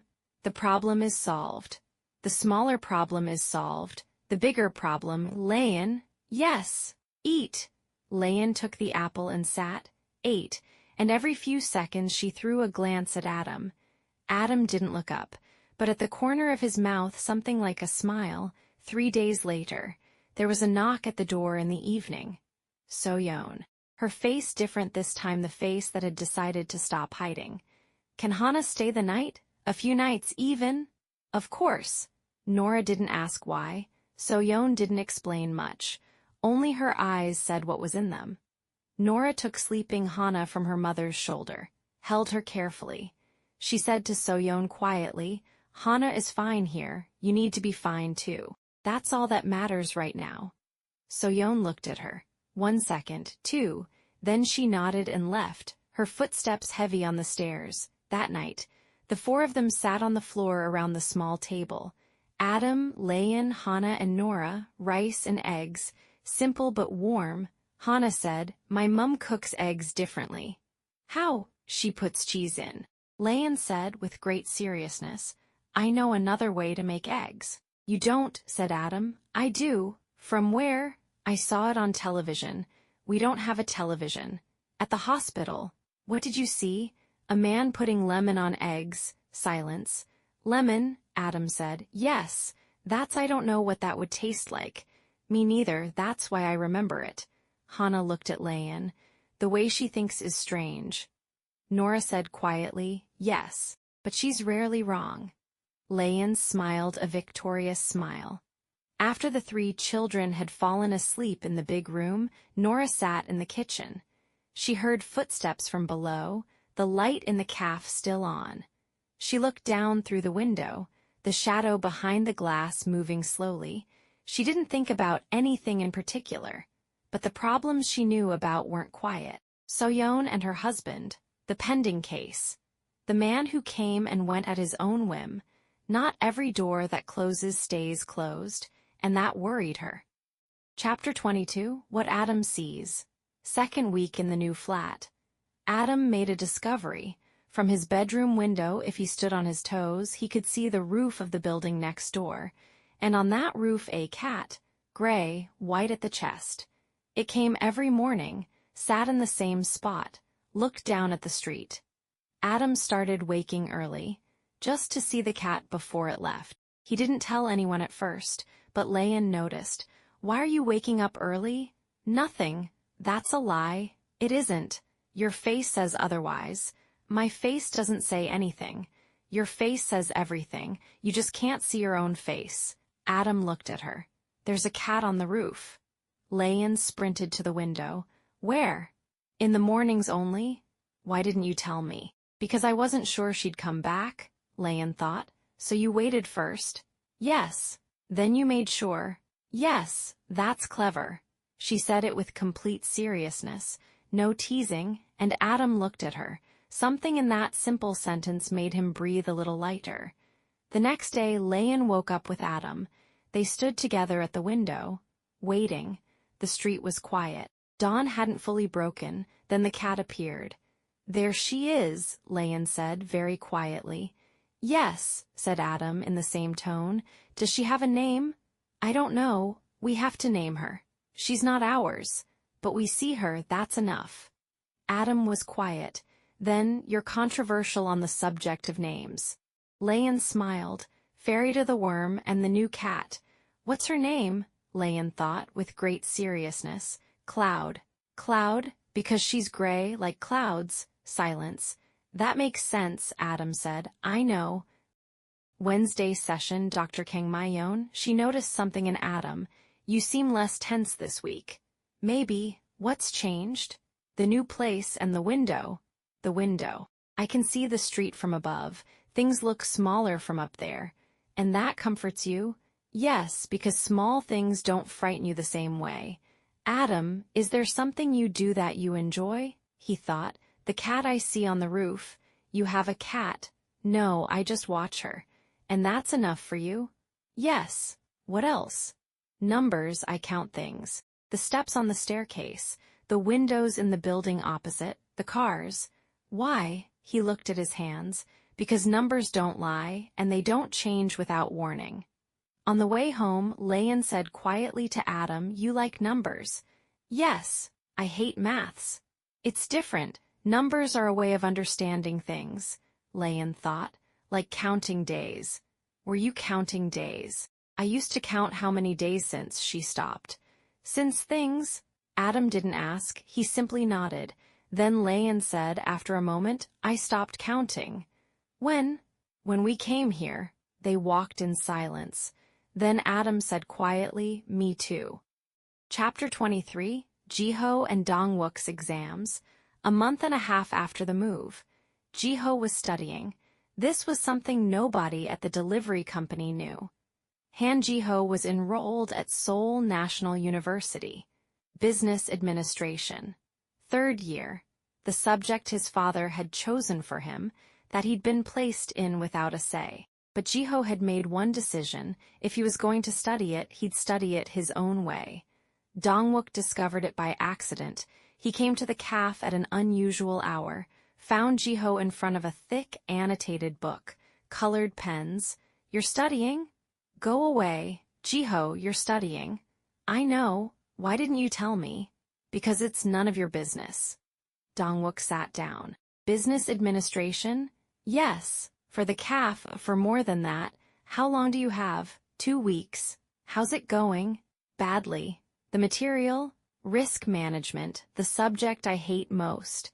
Dongwook said, "I took that course at university." Jiho looked up. "You?" "Studied economics for 2 years before I dropped out." Silence. "What do you want to understand?" Jiho pushed the book towards him. Dongwook sat down, looked at the book, then said, "You're reading everything and applying none of it. Give me a piece of paper." He began explaining, differently from the book.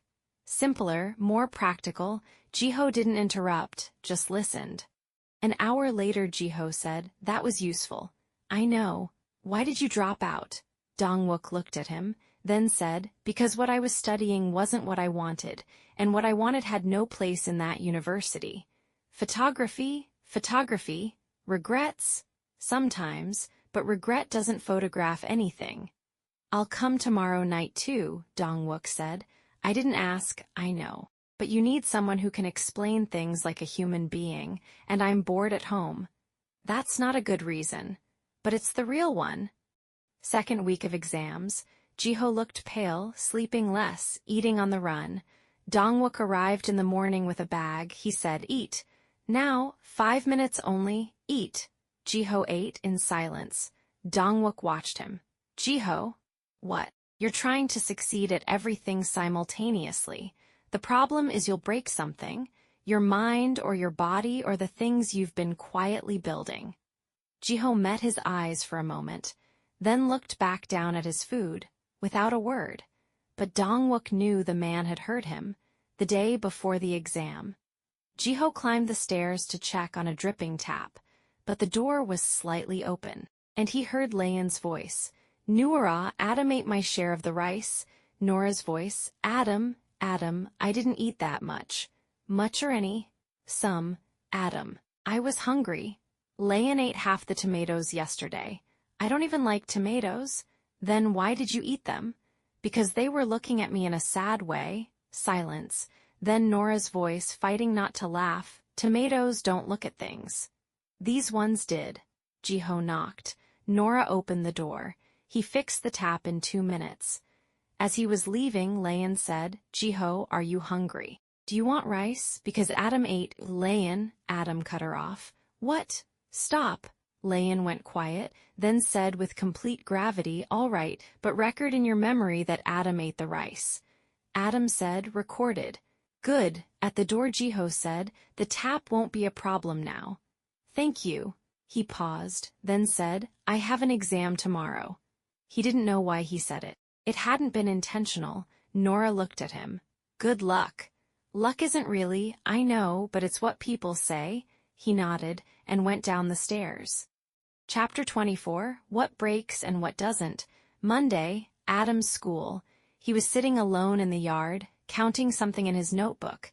Birds, the bars of the fence. He didn't think anyone was watching. He was wrong. A group of boys noticed him. One of them walked over and kicked the notebook. It flew, the pages scattered. What's this, counting birds? Adam didn't answer. The boy shoved him. Adam hadn't expected it. He lost his balance, fell, his hand hit the ground. His foot caught the edge of a stone bench. The pain was sharp, but Adam didn't cry out. He just looked at his hand. A small cut. Blood. His mind stopped. The blood, he saw it. And in a single instant everything came back. Not a clear memory, just a feeling, a smell, a weight. Adam froze where he was. He didn't move, didn't cry, just stood there staring at his hand. When Nora arrived at the school, Adam was in the nurse's office, his hand wrapped, his face still. But his eyes, Nora saw his eyes before anything else. She sat beside him. She didn't ask about the pain, didn't ask what had happened. She simply placed her hand on his head, 1 second, then took it away. Adam closed his eyes. The principal's office, a man in his 50s, neutral expression. What happened is unfortunate, but children sometimes, Nora interrupted, her voice quiet, steady, every word measured. Article 23 of the Child Protection Act states that the school bears responsibility for a student's safety within its grounds. Article 36 requires the institution to report any physical incident within 24 hours. It has been established that this incident resulted from a deliberate act by another student. Silence. Adam suffered a cut to his hand and a foot injury from the impact. If the school does not take formal action against the other student and produce an official incident report, I have the right to file a formal complaint with the education authority. The principal looked at her. Are you a lawyer? I'm not, but I know my rights. Silence. Then, we'll take the necessary measures. I want it in writing before I leave. He wrote it and gave it to her. Before leaving the school, Nora was carrying Adam on her back, his foot hurt, and holding Lian's hand with her left hand. She'd collected Lian from the nursery first. When Lian saw her brother on Nora's back and the bandage on his hand, she stopped. She said nothing at first. She just held her bag very tightly and walked beside them in silence all the way to the hospital. In the waiting room, Lian sat beside Adam. She held his good hand and didn't let go. When Adam came back after 30 minutes with a larger bandage, Lian started to cry. Quietly, no sound, just tears, Adam looked at her. Why are you crying? Because I want to? That's not a reason. It is. Don't cry, I'm fine. I know. So, it still hurts. Nora touched Lian's head gently, said nothing. That night, after Lian was asleep, Nora sat with Adam in the kitchen, the light dim. He said quietly, when I saw the blood I remembered something. What? Nothing specific, just a feeling, a smell, a weight. Silence. Nora said, the body sometimes remembers even when the mind doesn't want it to. Does that happen to you? She paused. Yes. When does it stop? It never fully stops, but it quietens. How long does that take? Longer than you want and less than you fear. They sat in silence.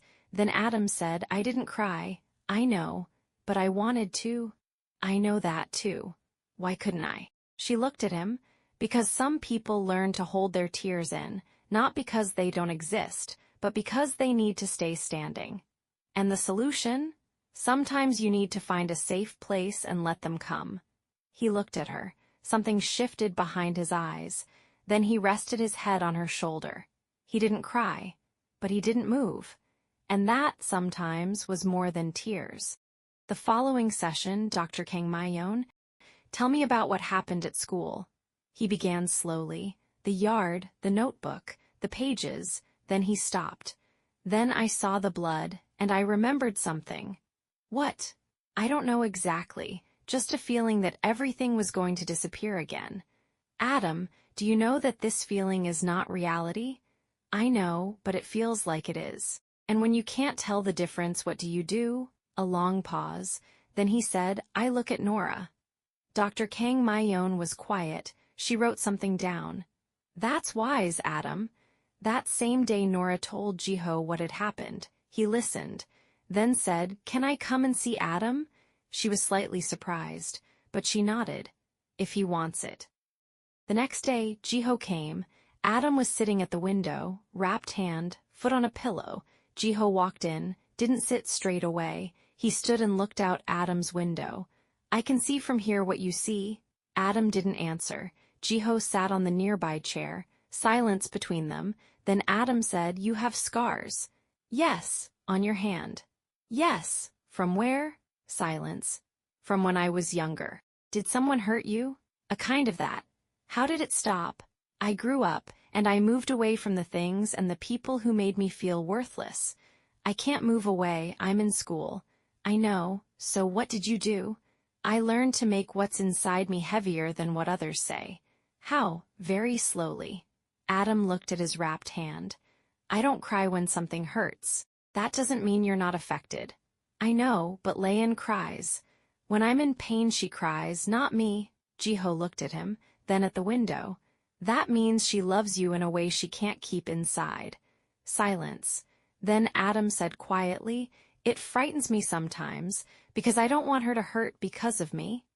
Jiho looked at him for a long moment, then said slowly, That means you love her too.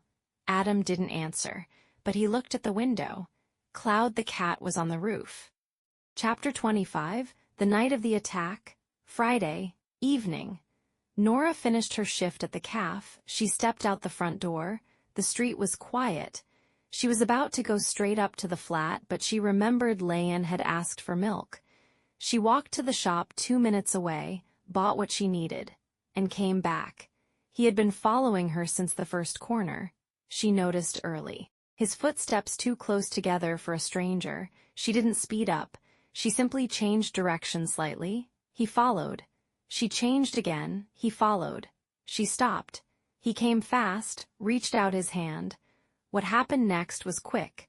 Nora caught his hand. Her body pivoted. And in 1 second the man was on the ground. It wasn't excessive force. There was no shouting. It was precise, painful, effective. The man on the floor. Groaning, Nora stood, looked at him, completely calm. If you try again, I won't stop there. Behind the corner, Jiho was coming back from the university. He saw from a distance. He didn't move, not because he didn't want to help, but because it was over before he could. He stood, watched. Nora turned, saw him. She wasn't surprised. She simply looked. He walked toward her. Are you all right? Yes. From start to finish? Yes. He looked at the man on the ground. The man was getting up slowly, angry, frightened. He said to Jiho, That woman, go, Jiho said, quietly, but in a tone that left no room for argument. The man left. Silence. Where did you learn that? Living in places where you don't wait for anyone to save you. Teaches you. They walked side by side to the front door. Jiho said, Next time if it's late. There won't be a next time that needs precautions. Nora, what? I'm not saying you can't, I'm saying caution isn't weakness. She looked at him for a long moment. then said, "I know." She went up, and he stood a moment, then went inside the cafe, but there was something Nora hadn't said. The man who'd attacked her. She'd seen his face after he fell. She'd seen it once before, standing in front of the building where So-yeon's old flat was. So-yeon's husband. Chapter 26, The Complaint and the Confrontation. The next morning, a knock at the door, a police officer. "We're informing you that a complaint has been filed against you." Nora nodded, closed the door. She went to Adam. "I'm going out for an hour, Lian's with you." "All right. If you need anything, you guys in the cafe." Adam looked at her. "Is there a problem?" "No. Just a procedure." At the station, Jiho was already there. She hadn't asked him, but he'd come. They sat in the waiting room. "Do you want to go in alone?" "Yes." "All right." Inside the room, a police officer, neutral, the man who had filed the complaint. "She assaulted me." "Nora, I defended myself." You followed me through 3 turnings after midnight, and you grabbed my hand without consent. Are there witnesses?" "Yes." The officer called Jiho in. He answered in 3 sentences. "I saw the man following her. I saw him grab her hand, and she defended herself." The complaint was dropped. Nora walked out, Jiho beside her. That was fast. It was clear. They walked. "Where does your knowledge of the law come from? When you have no one to fight for you, you learn to fight for yourself." "That applies to the body too?" "Yes." "And the law?" "Yes." "And words?" Nora stopped, looked at him. "You're asking a lot today." "I usually don't ask." "I know." She walked, and a few steps later said, without looking at him, "Thank you for coming." He didn't answer, but he walked at the same pace. The next day, Nora knocked on So-yeon's door. She said quietly, "The man who attacked me in the street, I think he was your husband." A long silence. So-yeon said in a low voice, "How did you know?" "I saw his face." They sat together. So-yeon told her everything, the problems that had accumulated over 2 years, the addiction that had worsened, the pending case, and the legal right he was trying to use to reach Hana despite everything. Nora said at the end, "Your lawyer needs to know what he did. This will help accelerate the protection order." Chapter 27, A Mother's Illness. The call came on a Thursday morning. Jiho was at the delivery company, his aunt. "Your mother's in hospital." Silence. "It's not serious," but she asked, a pause. "You know how she is." "What happened?" "Blood pressure, suddenly elevated." "Send me the address." He hung up. Dongwook noticed. "What happened?" "My mother." "Serious?" "No." "But you'll go?" "Yes." "Go, I'll cover your deliveries." The hospital was in a distant suburb. Han Sayan, his mother. Her soft white hair, neatly arranged even in a hospital bed.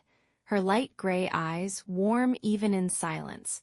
And her face the face of someone who had decided to remain gentle no matter what. When Jiho entered, she spoke before he could. "Don't start with reproaches. I haven't said anything. Your face says it. My face doesn't say anything.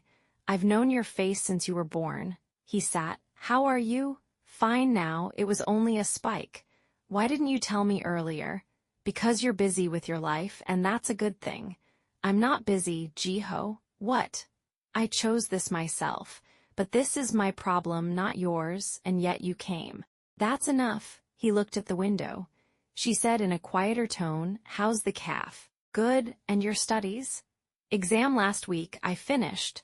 "And how are you?" He paused. "Jiho, not the calf, not the studies, you." He thought, then said slowly, "I'm learning that things can change without being a disaster." His mother was quiet. She looked at him, then said gently, "That's more than you've said to me in years."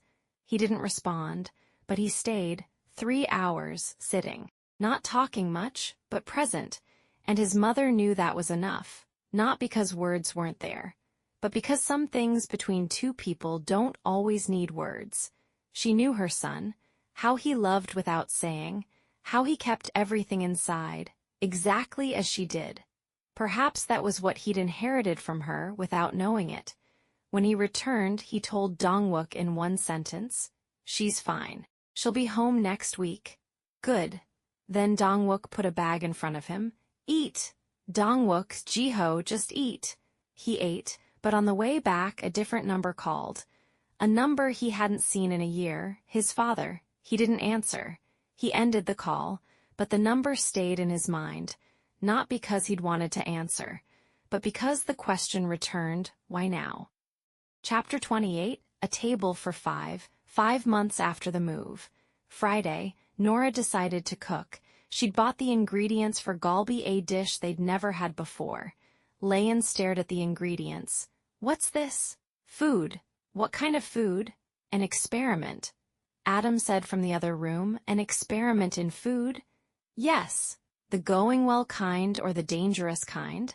I don't know yet. That worries me. Nora knocked on the caf door. Dinner if you want. Jiho looked at her. Why? I cooked more than enough. And Dongwook, if he's around. He was around, of course, the small table in Nora's flat, 5 people. Nora, Lian, Adam, Jiho, and Dongwook. Nora set down the dishes. Everyone looked at the galbi. What is this? Said Dongwook. Try it. I'm asking. Try it then ask. He tried, silence. This is strange. Strange as in good. Strange as in different, the flavor has layers. Lian tried it, her honest child's face which never lies. She said, it tastes like rain. Everyone stopped.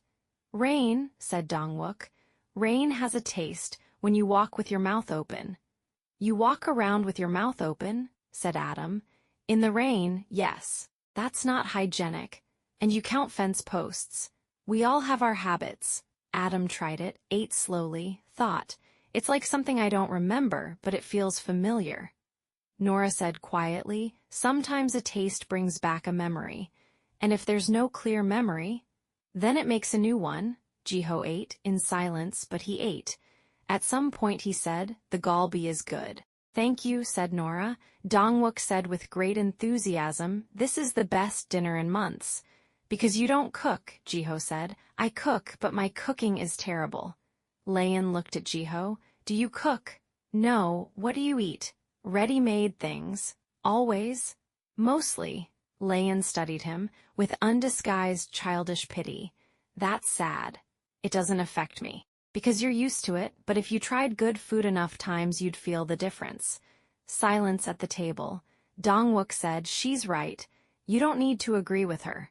But she's right. Nora said nothing, but she placed an extra piece in Jiho's bowl. He looked at her. She looked away, after dinner. Adam sat with Jiho. The galbi, did it always taste like this? No. Every cook is different. So the taste isn't the taste. The taste is who made it. Jiho looked at him. That's a sharp observation.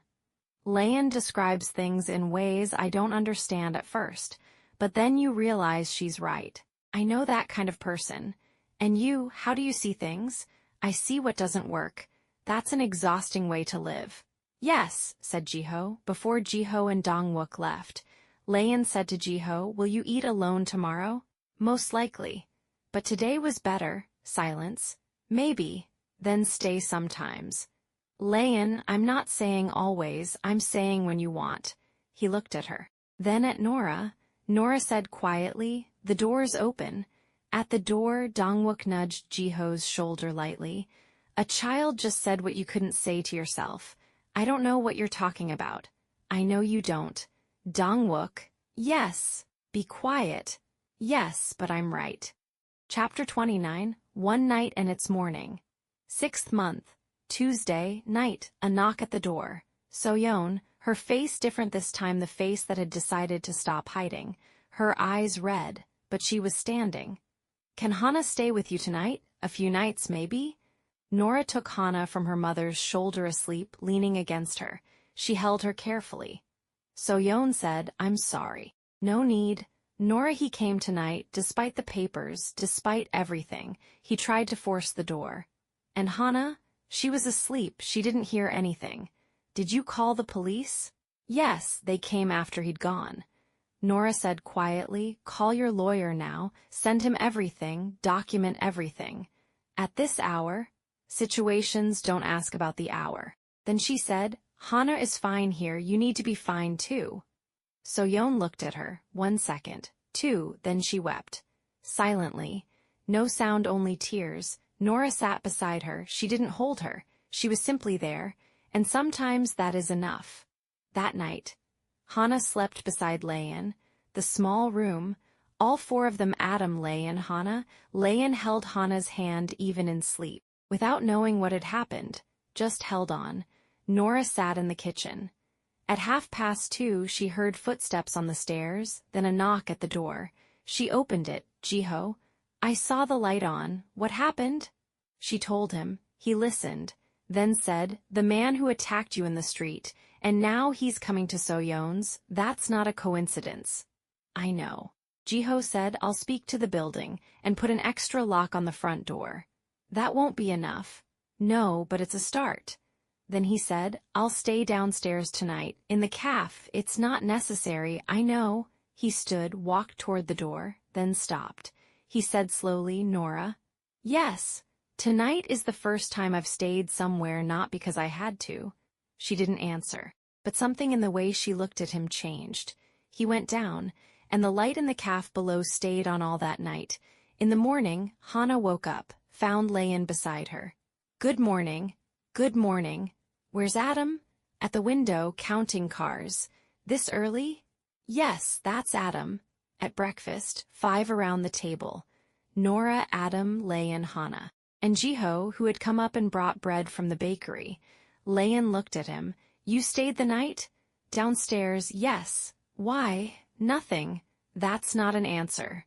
Lian, said Nora. All right. Hana whispered to Lian. He's quiet when he wants to help. Silence. Adam looked at Jiho. Jiho looked at the bread, and no one said anything. After breakfast, Nora walked the 3 children, Adam to school, Lian and Hana to the nursery. On the way back, she stopped at So-yeon's door. Did you speak with the lawyer? Yes, the morning call. He says we can request a protection order. Good. So-yeon looked at her. How do you know all these things? Some things only necessity teaches.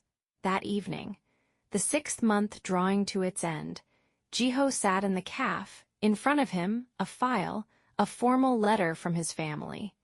We wish to inform you that a family council meeting will be held next month to discuss the distribution of remaining assets. He closed the file. The past 6 months had been slow, and quiet, and full of things he hadn't expected. A flat above his cafe, a child who smiled at him in corridors, a boy who counted birds, and a woman who saw what didn't work. He looked up at the lit window above. A new chapter had begun, but he wasn't ready for it yet, or perhaps he was ready for the first time. But the closed file in front of him said something different. The money he'd left, the name he'd tried to forget, and the father who had called and received no answer. You cannot build a new life while an old one is still knocking at the door, and next month he would have to open it. Upstairs, Nora woke Adam. Come with me, now? Yes. They climbed together to the roof. Nora first, her hand on his shoulder. He is not left alone up here. Not yet, not after everything. But he needs to see the night, the sky, the city lights. Adam stood, looked. I can see further from here. I know. Who gave you the key? Jiho. Why? Because he noticed you counting birds. Adam was quiet. He looked at the lights. Nora. Yes. Will everything change again? Things will always change. And will it be all right? She looked at the sky. I don't know, but I'm here for every change. Silence. Is that enough? Is it enough for you? Adam thought for a long time, then said, yes. They sat, backs against the wall, faces to the sky. Nora noticed something. Adam was sitting without counting, just looking, and that was something new. End of Part 2, Part 3, Shadow and Roots. A quick question before we move on. Who is your favorite character so far? Jiho, Nora, Adam, or Lian? Let me know in the comments. I always enjoy reading what everyone thinks about the story and its characters. Now, back to the next chapter. Chapter 30, The Shadow That Returns. The clock read 11 at night when Han Jiho locked the cafe. He wasn't tired in any physical sense. There was something else, a weight in his chest that stopped short of pain. Since the call he hadn't answered a week ago, since his father's name had surfaced on his screen, he felt as though a door that had been sealed for years had begun, slowly, to rattle. He pocketed the keys and climbed the stairwell. He should have continued to his apartment on the 7th floor, but his feet slowed at the landing of the 2nd. A thin seam of light ran beneath the door. Nora was still awake. He hesitated, then knocked lightly. She opened it within seconds. She wasn't wearing her coat, only a simple gray sweater and black trousers. Her prosthetic arm was unattached, leaving the left sleeve faintly hollow. Her hair fell loose over her shoulders, unbound in the way it rarely was during the day. "You're late," she said. The words held no reproach. "I know. I couldn't sleep." She studied him. The shadows beneath his eyes were deeper than usual. His posture had shifted, less rigid, as though the architecture holding him upright had quietly changed. "Come in." He sat in the chair near the window. From there he could see the rooftop of the adjacent building. Cloud the gray cat, the one Lian had named, sat motionless in the dark, her eyes catching the faint lunar light.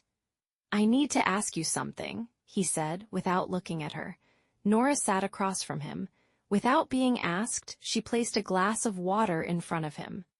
"Ask. When you left your country, when you lost everything, how did you know who you were without the things that used to define you?" A long silence.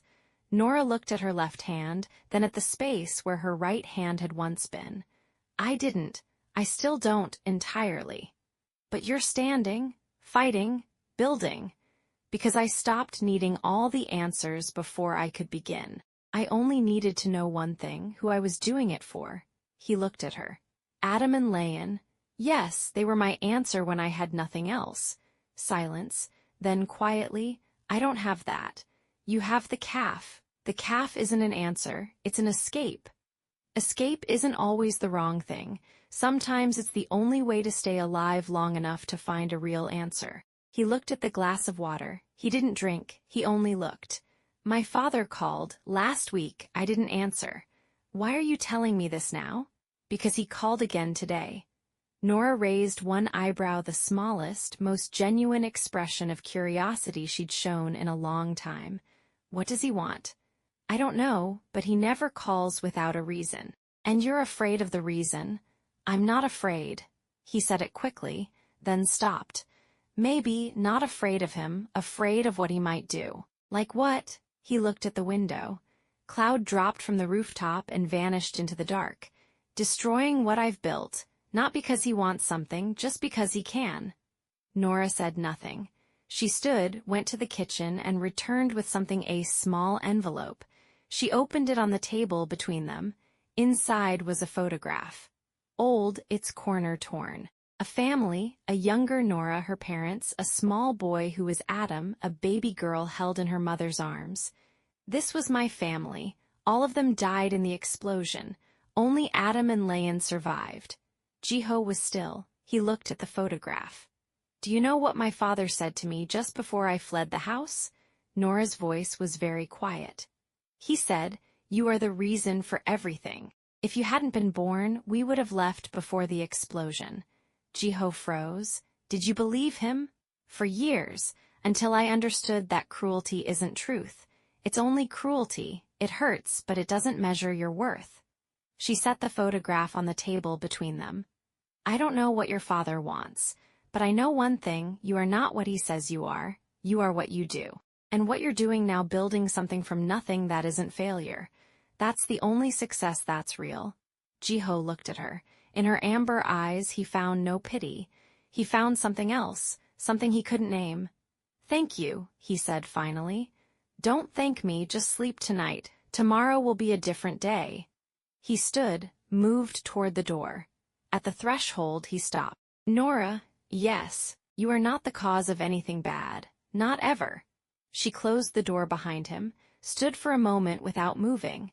Then she whispered to herself, "I know," but she was not entirely certain. The next morning, Dongwook was the first to notice the change in Jiho. Not in his clothes, he still wore the same black jacket, the same delivery bag on his back, but in his eyes, something was different, less cold, more present. "What happened?" Dongwook asked, setting down his breakfast bag. "Nothing." "You're lying, your face says something." "My face doesn't say anything." "Your face is more honest than your mouth, you know that." Jiho sat, took a piece of gimbap from the bag, ate in silence. "My father called," he said at last. Dongwook stopped chewing. "What does he want?" "I don't know yet, but I will soon." "How?" "Because he won't stop, that's my father. When he wants something, he doesn't let it go until he has it." "And what does he want from you?" Jiho looked at the window. The third floor of the hospital was on his delivery schedule today. Lian would be waiting there. "I don't know yet, but I'm afraid it's the one thing I can't give him. Myself." Chapter 31. Roots Spreading Through Shadow. The formal summons arrived 3 days later. A thick white envelope, sealed with the emblem of the Han Holdings Group. His father hadn't sent it himself. That was deliberate, a statement. This is business, this is official, not sentiment. Jiho opened it at his small desk behind the caf. Through the glass, Nora was wiping tables. She saw his posture change, stiffening, as though bracing for a blow. He read it once, then again. Family Council meeting. Discussion of remaining asset distribution. Attendance mandatory. Remaining assets. That phrase alone told him this wasn't simple. His father had never concerned himself with remaining assets. He owned enough to sustain many lives. This was something else. Nora entered quietly, placed a coffee in front of him. "A letter from the family?" "Yes. Bad. I don't know yet." She sat across from him. "Tell me the truth. You're not afraid of the letter. You're afraid of whoever sent it." He looked at her. She always saw what he refused to say. "When I was 17, he began, his voice low, "my father told me I wasn't useful for anything. I was in my room studying for university entrance exams. I wanted to study literature. I told him," he said, "literature doesn't build empires. You're not talented enough to be a writer. You're not clever enough to be a businessman. You're just here." Nora looked at his hands. They were trembling faintly. "Those words are still with me, every day. Even when I succeed at something, I hear them in my head. Why are you telling me this?" "Because I want to understand something. How did you manage to be strong without a father who told you that you were?" Nora was quiet. Then, "Because I learned that real strength comes when there is no one to tell you you're strong. When you must be strong for yourself and for others because no one else will do it. But that's exhausting." "Yes, that's the cost." Jiho stood, put the letter in his drawer. "I'll go to the meeting. And if he tries to force you into something, I'll stand against him. This time I'll stand." Nora said nothing, but she rose, extended her left hand, and placed it on his shoulder for 1 second. Then withdrew. That small touch was more than Jiho had expected. That same day, in Soyeon's apartment downstairs, another story was shifting. Nora had noticed that Soyeon hadn't opened the door that morning when she passed something that had never happened before. Even in her hardest weeks, Soyeon had always stood at the threshold to see Hana off. After dropping the children, Nora returned. Knocked. No answer. Knocked again, harder. The door opened after a minute. Soyeon was dressed for work, but her face was pale and her eyes red. "What's wrong?" Nora asked. Soyeon said nothing. She moved inside and sat on the sofa, beside her court papers. "I won the case," she said in a voice drained of feeling. "The divorce, official, it's over." "That's wonderful news, but he isn't imprisoned." Nora stopped. Soyeon raised her eyes. "The judge said he posed insufficient danger to society to warrant imprisonment. Only a restraining order, no approaching me or Hana. But a restraining order is just paper. If he decides to come, he will come. She would call the police, they would arrive, he would leave and then return."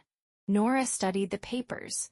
Korean law around domestic violence had gaps not in its letter but in its enforcement. The real danger wasn't legislation, it was follow-through. When did this start? After the incident. After you helped push him away from Hana. Something cold moved through Nora's back. The man who had attacked her in the street, the man she'd taken down, had not only been targeting her. He was targeting anyone who stood between him and what he believed was his.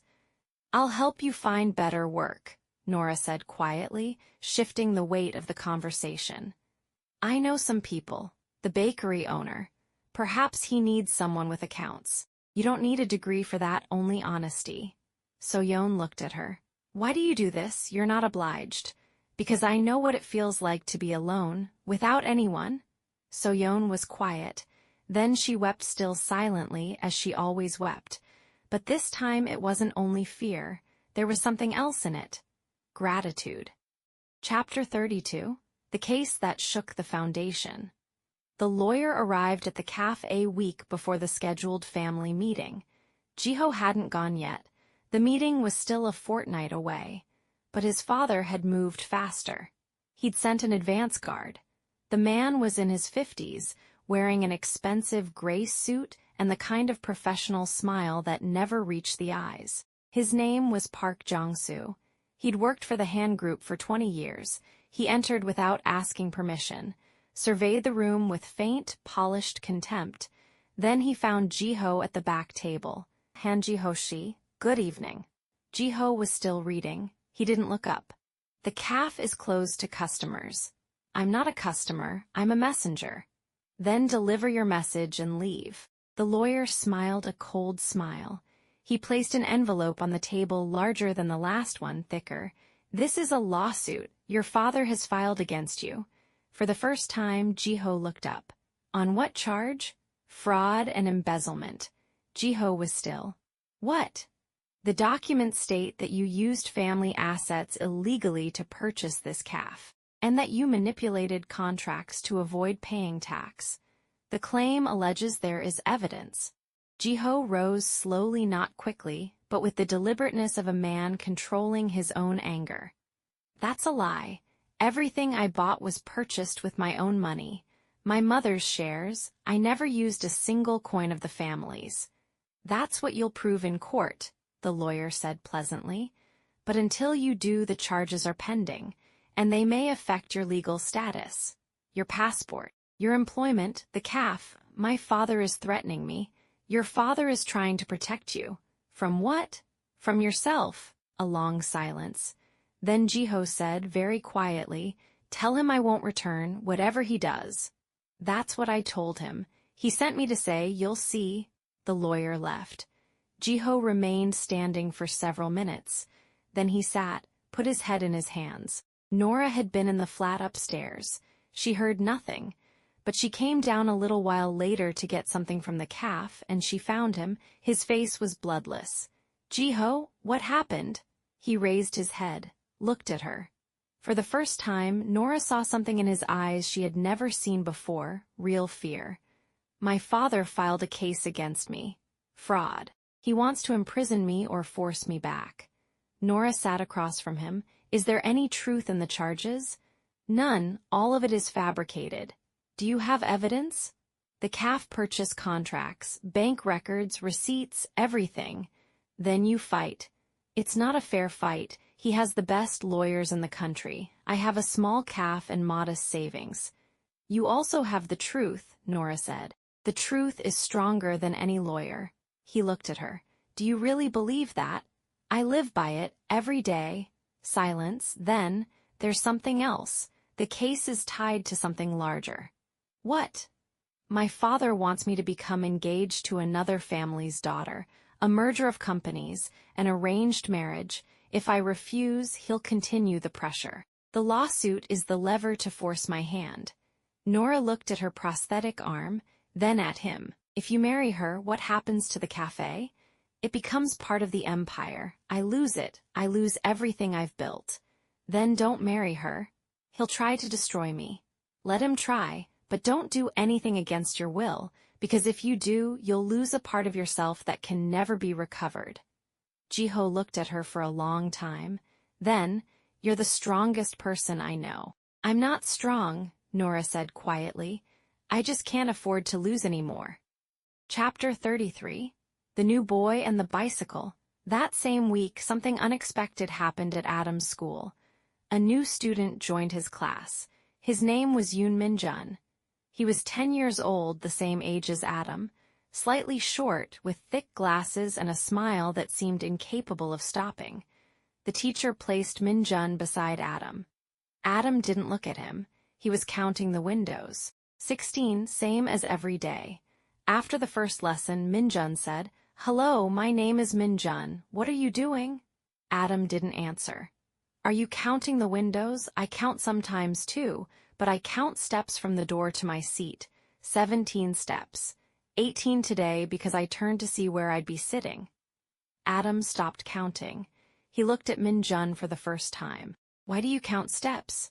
"Because I don't like surprises. If I know the distance, I know what to expect." Adam said slowly. "That's logical." Min smiled. "I know, not everyone understands, but you seem like you do." For the first time in a long time, Adam didn't feel alone at school. At the end of that week, Jiho arrived at the flat carrying a large box. Lian ran to the door first. "Jiho, what's in the box?" "Not for you." "I know, but I can look." He opened it. A bicycle. New, a deep navy blue, not a small child's bike, a bicycle sized for Adam's age. Adam was standing at the window. He looked at the bicycle, then at Jiho. "Whose is this?" "Yours." Adam said nothing, but his eyes widened just slightly. Lian cried, "Adam, a bicycle!" "I don't know how to ride," Adam said quietly. "I'll teach you," Jiho said with the same quietness. "Why?" Jiho paused.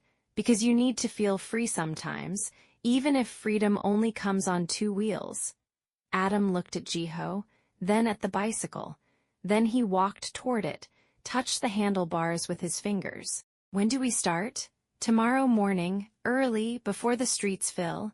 Adam nodded. "All right." Lian leapt with delight. "I want a bicycle too." "When you're older," Nora called from the kitchen. "I'm old enough now. A little older." "You always say that, because it's always true." The next morning, Jiho was waiting for Adam outside the building. A quiet spot, near a small park that nobody used so early. Adam came down the stairs slowly, wearing old tracksuit trousers and a blue shirt.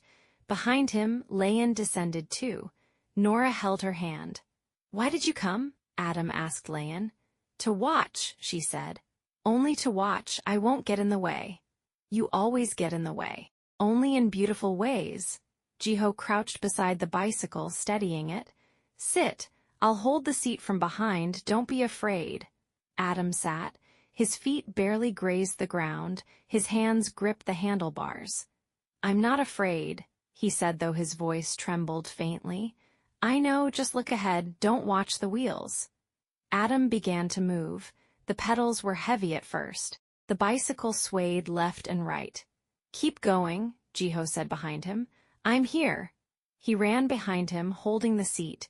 He didn't let go. He didn't tell Adam that, but Adam somehow knew. After several attempts, Adam felt the bicycle grow lighter beneath him, as though the resistance had decided to let go. He glanced back. Jiho had released the seat. He was standing several meters behind, watching. Adam shouted, "I'm riding." The first time in years he had shouted from pure joy. Jiho stood where he was and watched Adam circle the small park. On his face, a very small smile, but real. Nora watched from a distance. She saw the smile. She said nothing, but she held the memory of it. Jiho stood for a moment, then looked at Nora. He didn't smile at her, but his eyes were different. Lian clapped. "Adam, you're fast." Adam braked and stopped. He was breathing quickly, his face flushed with effort and something that wasn't quite emotion but wasn't quite not. "Again?" he asked. "Again," said Jiho. And in those simple early mornings, in that small park, something new began between Adam and Jiho. Something that needed no words, something called trust. Chapter 34. The Grandmother's House. A week after the lawsuit began, Jiho's grandmother called. She lived in the countryside in a small house surrounded by rice fields. She wasn't wealthy, but she carried a wisdom that money couldn't buy. Jiho, her voice came through the phone warm, unhurried, as though time held no particular authority over her. I heard about the case. Who told you? Your mother, she's worried. My mother is always worried. This time it's different, not just about you and her. The situation has become complicated. Jiho was quiet. Come home this weekend, bring whoever you'd like. Grandmother, I have no one to bring. A soft laugh. Jiho, you're lying to your grandmother, that's a sin. Come. And bring that young woman. Which young woman? The one with the children, Nora. Jiho stopped. How do you know her name?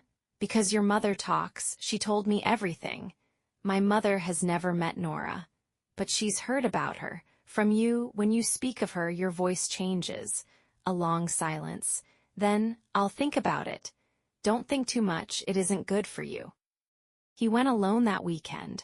The house was as he remembered it, red-tiled roof, a courtyard full of herbs his grandmother tended herself, and an old dog who preferred stillness to movement. His grandmother was sitting on the veranda, her hair entirely white. You're here, she said. Where's the girl? I came alone. That was a mistake, but I'll forgive you this time. He sat beside her, looked out at the fields. The countryside was quiet, no car sounds, no city lights, only silence and clean air. Do you know why your father does this? She asked after a long stillness. Because he wants control. Not only, there's something else. He looked at her. What? She sighed. When you were born, your mother nearly died, severe hemorrhaging. She spent months in hospital. Your father sat beside her every day. He didn't eat, didn't sleep. He was terrified of losing her. I know this story, but you don't know the rest. After you were born, the doctors said she couldn't carry another child. That's why you're the only one. Your father wanted another child, a daughter. He dreamed of her, but your mother's body couldn't bear it. That's not my fault. I know. But your father needs someone to blame. He settled on you. Jiho was quiet. He looked at his hands. This doesn't excuse him, he said at last. No, but it explains him. Perhaps that's what you need, not an excuse but an explanation, to understand that his problem is not your problem. Grandmother, do you love my father? She looked toward the horizon. I love my son, but that doesn't mean I agree with everything he does. Love doesn't require approval of every action. She stood, went inside, returned carrying a jar of grape jam she'd made herself. Take this, for the children, and for Nora. Tell her that Jiho's grandmother is waiting for her visit. Grandmother, don't argue. When you're old enough, you earn the right to ask for what you want. Jiho smiled very slightly. All right. Chapter 35. New clothes, new beginning. As part 3 of their story began to unfold, there came a need for change. Not only in events, but in the people themselves. Nora still wore the same gray coat, the one she'd bought 2 years ago in South America. It was worn through, but she had never replaced it because it was sufficient. One morning, while she was working in the bakery, the owner, Kim Seong-woo, a man in his 50s with an open face and an honest smile, said, Nora, how old is that coat? 2 years. It looks older. Not because it's aged, because it no longer fits who you are. I don't understand. You're not the same person you were 2 years ago. Your clothes should reflect that. Nora gave a faint smile. Clothes don't matter. They do, not because they make you beautiful, but because they say to the world, I'm here, I exist. At the end of the day, he pressed an extra payment into her hand. A bonus, buy something for yourself, not for the children, for yourself. She hesitated, then took it. At the market, she stood for a long time before a small, unpretentious clothing shop. She wasn't sure what to choose. She had always chosen for Adam and Lian. Herself was always last. A saleswoman in her 40s helped her. Are you looking for something for work? Yes, and for a change. We all need change sometimes. Nora left carrying a small bag. Inside, a dark chestnut-colored wool sweater, new black trousers, and a pair of simple but comfortable shoes. The next day she came downstairs in her new clothes. Lian looked at her with wide eyes. "Nora, you look different." "Not different, just new clothes. But you look calmer, like the new clothes protect you better." Adam was standing at the window. He looked at Nora, then said quietly, "The chestnut suits your skin." Nora looked at him, surprised. "Since when do you notice skin tones?" "Since I started drawing in school. The teacher says colors tell stories." Nora smiled. "And what story does this color tell?" Adam thought. "That you're not just a shadow, you're someone who can be seen." Jiho changed too, not only in his clothes but in the way he held himself. He began wearing a black leather jacket in place of his usual plain one. It was Dongwook who had suggested it. "You look too bleak," Dongwook said. "A leather jacket makes bleak look better." "That's a strange philosophy, but effective." On the first day he wore it, Lian said, "Jiho, you look like a hero from the films." "Which films?" "The ones I can't watch because Nora won't allow it." Jiho looked at Nora. She said, "The films contain content not appropriate for her age." Lian said, "I'm old enough." "You're 2 weeks older than you were." Weeks accumulate. Jiho smiled despite himself. This child was the only one who could make him smile without him noticing. Adam's transformation was the most significant. He began wearing colors other than gray and black, a pale blue shirt, beige trousers, new shoes that Nora had given him.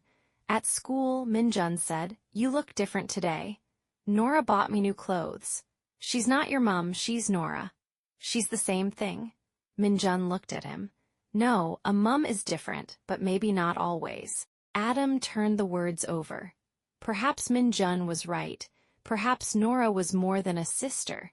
Perhaps she was everything that remained of his family, and that was enough. Chapter 36. The Confrontation at Han Tower. The day Jiho had both dreaded and wanted arrived. The Han Holdings Group building was a skyscraper in the heart of Seoul, black glass that mirrored the sky. Inside, it was cold, organized, as though it had been designed to say, "There is no place for emotion here." Jiho stood before the lift. Beside him, Dongwook. "You don't have to come," Jiho said. "I know, but I'm coming." "This isn't your place." "It isn't yours either, but you're here, so I'm here." They went in together. The meeting floor was the 25th. The room was large, with a long table of dark walnut wood. On one side sat his father, Han Songmin, a man in his late 50s, his hair entirely silver, his gray eyes cold as steel. Beside him, lawyers and aides. On the other side, one chair, directed at Jiho. He didn't sit, he stood. "Where's your lawyer?" his father asked without preamble. "I don't need a lawyer to say what I came to say. You're arrogant, as you always were." "I'm not arrogant, I just know the truth." His father smiled a cold smile. "The truth? Do you know the truth, Jiho? Do you know how much your mother cost me? How much your birth cost me?" "I know, my grandmother told me." The father paused 1 second, then laughed, but it was an empty laugh. "My wise old mother, what did she tell you? To love me in spite of everything?" "She told me you're afraid." Silence. "Afraid of losing my mother, afraid of losing control, afraid that you may have wronged me for all these years." "I don't make mistakes," the father said, his voice sharp. "Everything I did was for you." "No, everything you did was for yourself, to satisfy the image you had of yourself. I was never a son, I was a project." His father stood, put both hands on the table. His eyes widened with contained fury. "I gave you everything, the money, the education, the future, and you abandoned all of it for a small calf? You gave me what I didn't want, and tried to take what I did. What do you want?"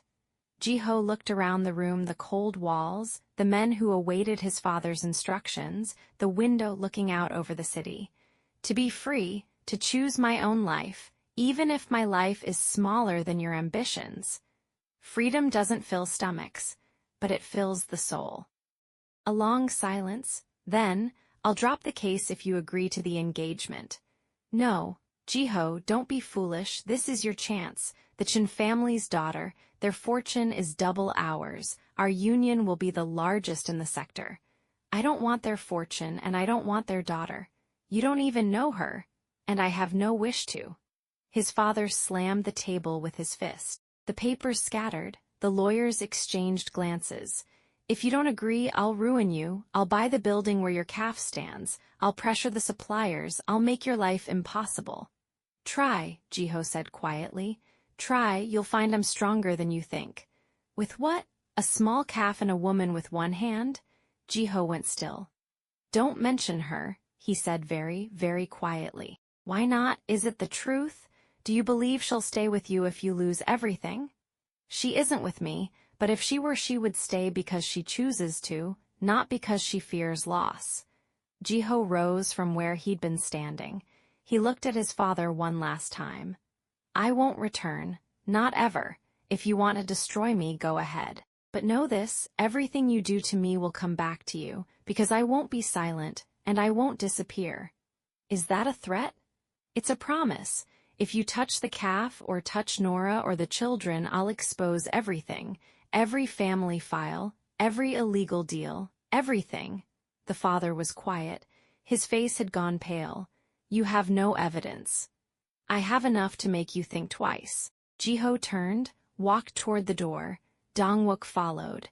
At the threshold, without turning back, "Goodbye, father." He walked out. In the lift, Dongwook was silent. Then, "That was brave."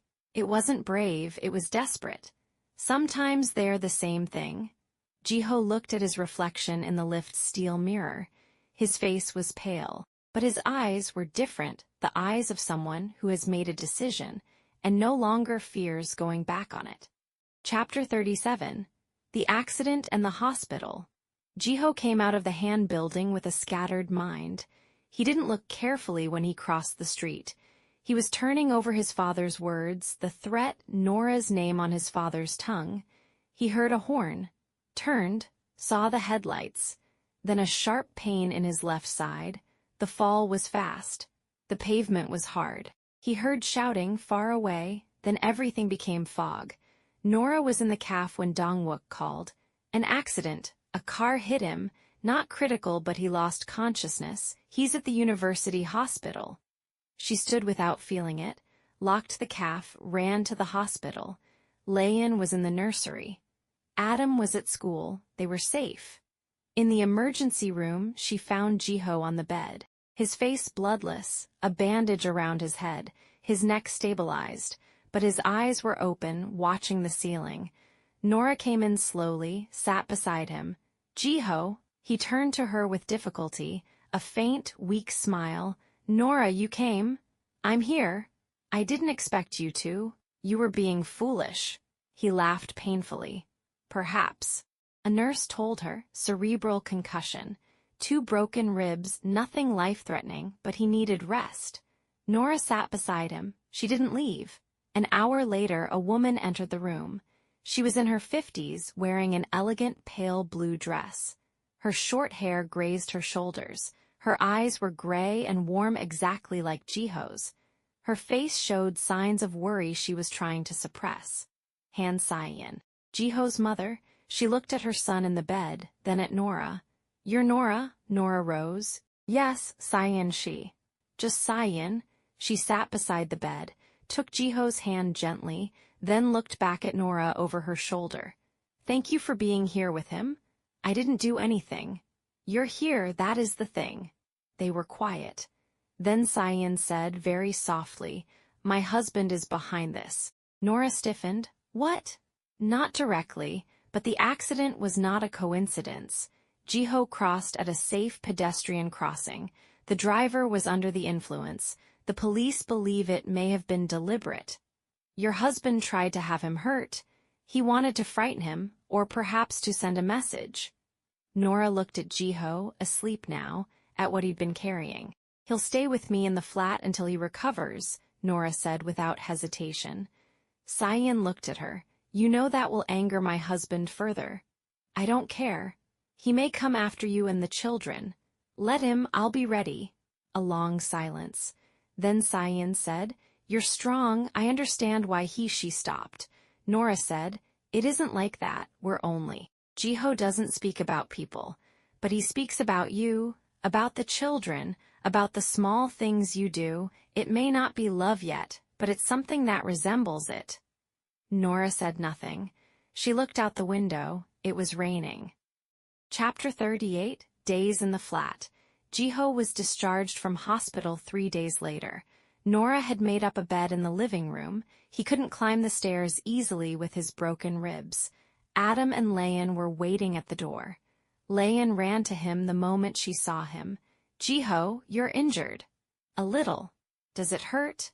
"A little also." "Why did you get hurt? Were you not being careful?" "Lian," Nora said, "don't ask so many questions." "But I want to know." He looked at her. "A driver who wasn't paying attention." "Stupid," Lian said with complete gravity. "The driver was stupid, not you." Jiho smiled despite the pain. "Thank you." Adam stood at a distance. He looked at Jiho, then said quietly, "Your bicycle is fine. I brought it back to the cafe." "Thank you, Adam. Don't ride it until you're healed." "I won't." "Good." Adam sat on the chair near the window. He began counting cars, but his eyes checked on Jiho every so often, making sure he was still there. That night, after the children were asleep, Nora sat beside Jiho. He was sitting on the sofa, a cushion beneath his ribs. He looked at her. "Why do you do this?" "Do what?" "Take care of me. You're not my family. You're not obligated." Nora thought then, perhaps because I was alone once, and there was someone who helped me without a reason. Perhaps it's my turn to pass it on. "I never helped you." "You did, when you gave me the flat, when you stayed in the caf that night, when you taught Adam to ride. These are all forms of help. Those are small things. Small things are all that remains when the large things fall." Silence, then, "My father won't stop." "I know. What do I do?" "You fight, not alone." He looked at her. Her eyes were steady. "No fear. Only resolve." "Why do you fight with me?" "Because the caf has become home, and you have become part of it." These words were more than Jiho could fully absorb that night, but he heard them, and he kept them. Chapter 39, New Faces and Roots That Spread. The following week, Nora introduced Jiho to 2 new people. The first was a lawyer, Kim Jin-ah, 44 years old, a woman with sharp features and short black hair. She specialized in refugee cases and human rights law. She had previously worked with the United Nations before opening her own practice. Nora had met her through the support center. Jin-ah volunteered there 1 day a week. "I've heard about your case," Jin-ah said to Jiho. "Your father uses the best lawyers in the country, but he relies on intimidation more than law. Can we win?" "Winning is not the precise word for cases like this. We can expose the truth. We can reveal the manipulation. We can damage his reputation enough that he accepts withdrawal as the lesser cost. That's not winning. That is the real victory. When the other side surrenders not because they've lost in court, but because they realize the fight costs more than it's worth." Jin-ah agreed to represent Jiho without a fee. "I do this because I believe in just causes, not because I want payment." Nora looked at her. "Why?" Jin-ah smiled. "Because I was once a refugee myself, not from a country at war, but from a family. Thanks to laws that helped me, I'm standing here now." The second new person was the bakery owner, Kim Seong-woo. He came to the caf after hearing about the accident. He brought a large box of fresh bread. "For the household," he said, smiling. "Good food helps healing." Jiho thanked him. Seong-woo sat. He looked at Nora. "You've worked with me for months. You rarely speak about yourself." "There's nothing to say." "There's always something to say, but some people choose silence." He glanced at her prosthetic arm, visible today because she hadn't worn her long sleeve. "Your arm, does it hurt?" "Not now. In the beginning it did. I was in the military. I lost a friend there. I didn't lose a limb, but I lost part of myself. Perhaps that makes us understand each other a little." Nora looked at him. She said nothing, but she felt something. The man wasn't pitying her. He was simply understanding. "If you need anything," Seong-woo said, rising, "I'm here." The bakery opens early, and my door is always open." He left, taking his warmth and the bread with him. Another unexpected development came when So-yeon visited that evening. She wore a different uniform, not the cleaning clothes. The uniform of a restaurant, her hair was neatly tied. "I got a new job," she said with a tired but genuine smile. "At a restaurant, daytime only, better pay, thank you for your recommendation." "I didn't recommend you, you got it yourself. But you gave me the confidence to try." Nora looked at her. So-yeon was different, less afraid, more present. "And your husband?" Nora asked carefully. "He hasn't appeared in a week. Perhaps he was frightened after the accident." "Don't lower your guard. Men like him don't stop easily." "I know, but now I know how to protect myself." At the door, So-yeon said, "Nora, do you think life will become normal again one day?" Nora thought, "I don't know what normal is, but I think life can be good, even when it isn't normal." At the end of that 39th chapter, the night was quiet. Jiho was asleep on the sofa, his breathing even. The bandage on his head was smaller. Nora sat near the window, watching the street. The calf lights from below were still on. Ujai was locking up. Lian was asleep in her room, her pink shoes beside the bed. Adam was dreaming of something. Perhaps Cloud the cat. Perhaps the bicycle. Nora looked at Jiho, then at the sky. There were clouds, but the moon was visible behind them. "Shadows that don't burn," she whispered to herself, "but they can become roots if you give them time." She turned off the light. We're approaching the end of Season 1. If you've made it this far, thank you for spending part of your day with this story. And if you haven't subscribed yet, now is a great time to do so, because the journey is far from over. Let's see how this season ends. Part 4, The Calm Before the Storm. Chapter 40, Tangled Threads, 3 weeks after the car accident. Morning light crept through the apartment windows when Jiho opened his eyes. The white ceiling of Nora's living room was different from the ceiling of his apartment on the 7th floor. It was lower, but it was warmer.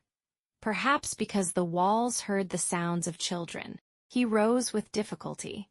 His ribs still ached, but the pain had become part of his daily routine. The fracture was healing slowly, and the concussion no longer caused him dizziness. The doctor said he was lucky. The driver had been drunk, and the car might have killed him had he not noticed in the last moment. And he was not certain the accident had been accidental. He looked at the sofa on which he slept. Nora had insisted he stay in the apartment until he healed.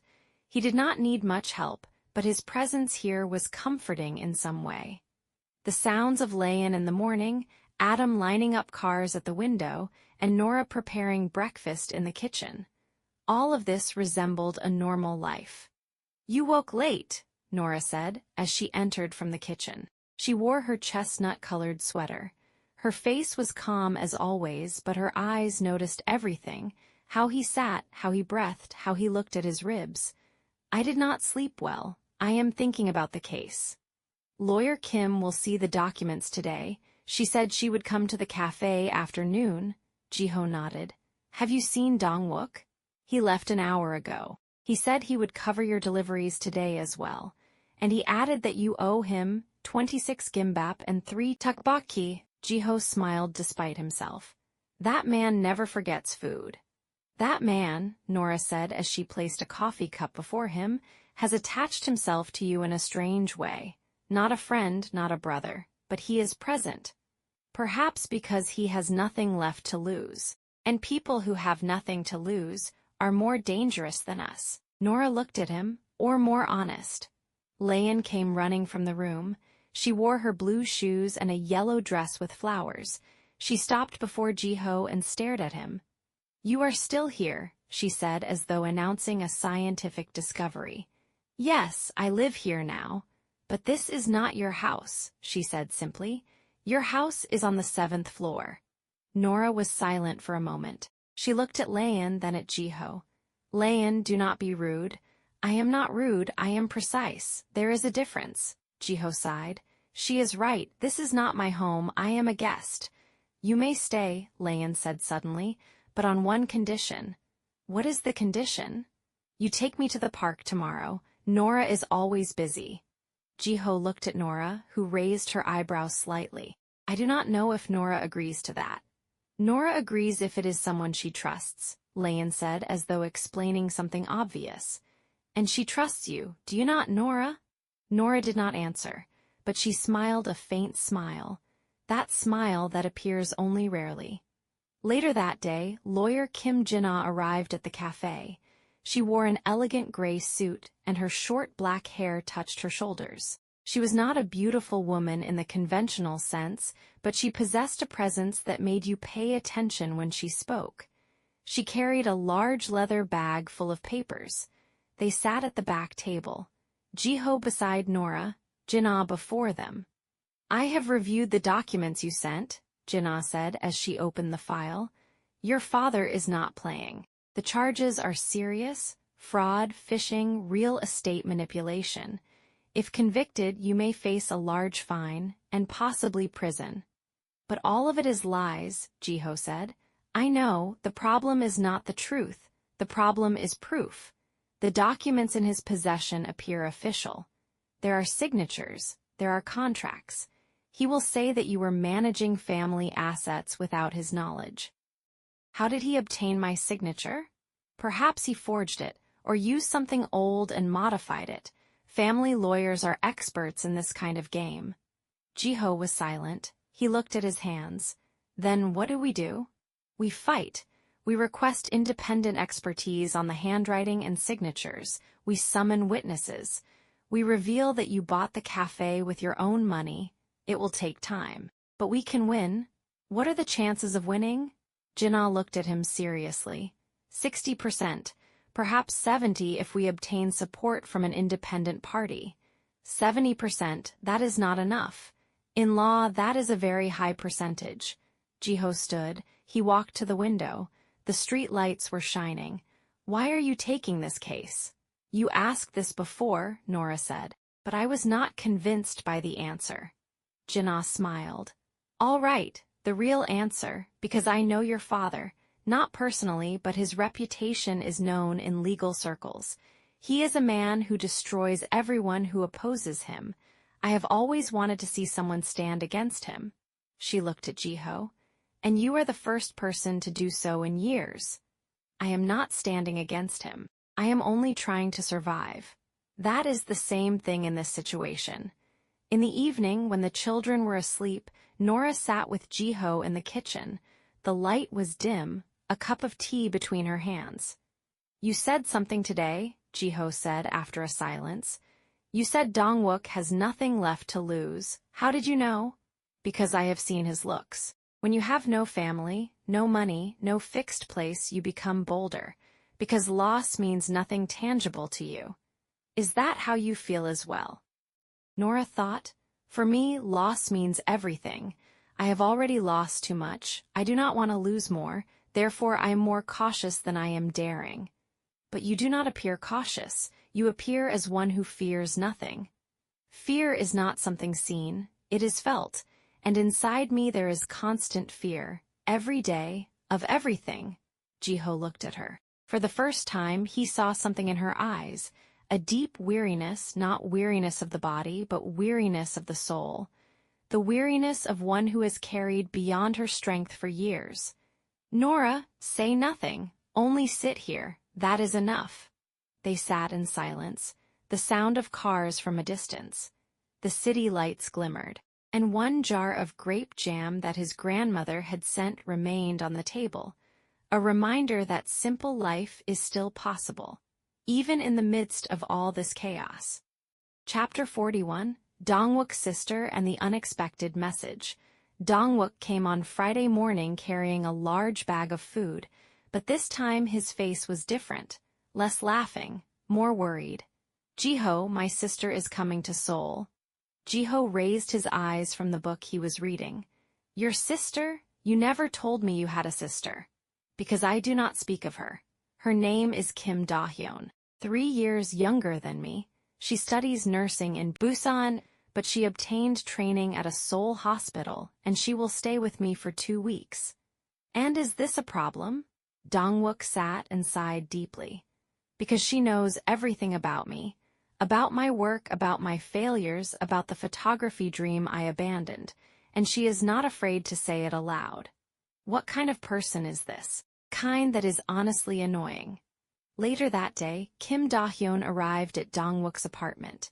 She was a young woman of 24, her hair long and dyed light brown, her eyes wide and full of curiosity. When she saw Jiho for the first time, she exclaimed, "Oh, you are Han Jiho, the one who left the family fortune to work as a delivery driver." Jiho was silent. Dongwook covered his face with his palms. "Da-hyun, do not be, what, honest?" she interrupted. Then she turned to Jiho with a smile. "Do not take it personally. I am only admiring you. Truly. It takes great courage to do what you did." Jiho looked at her. She was different from her brother. Less noisy, but she possessed the same energy, though directed differently. She looked at him as though trying to understand something.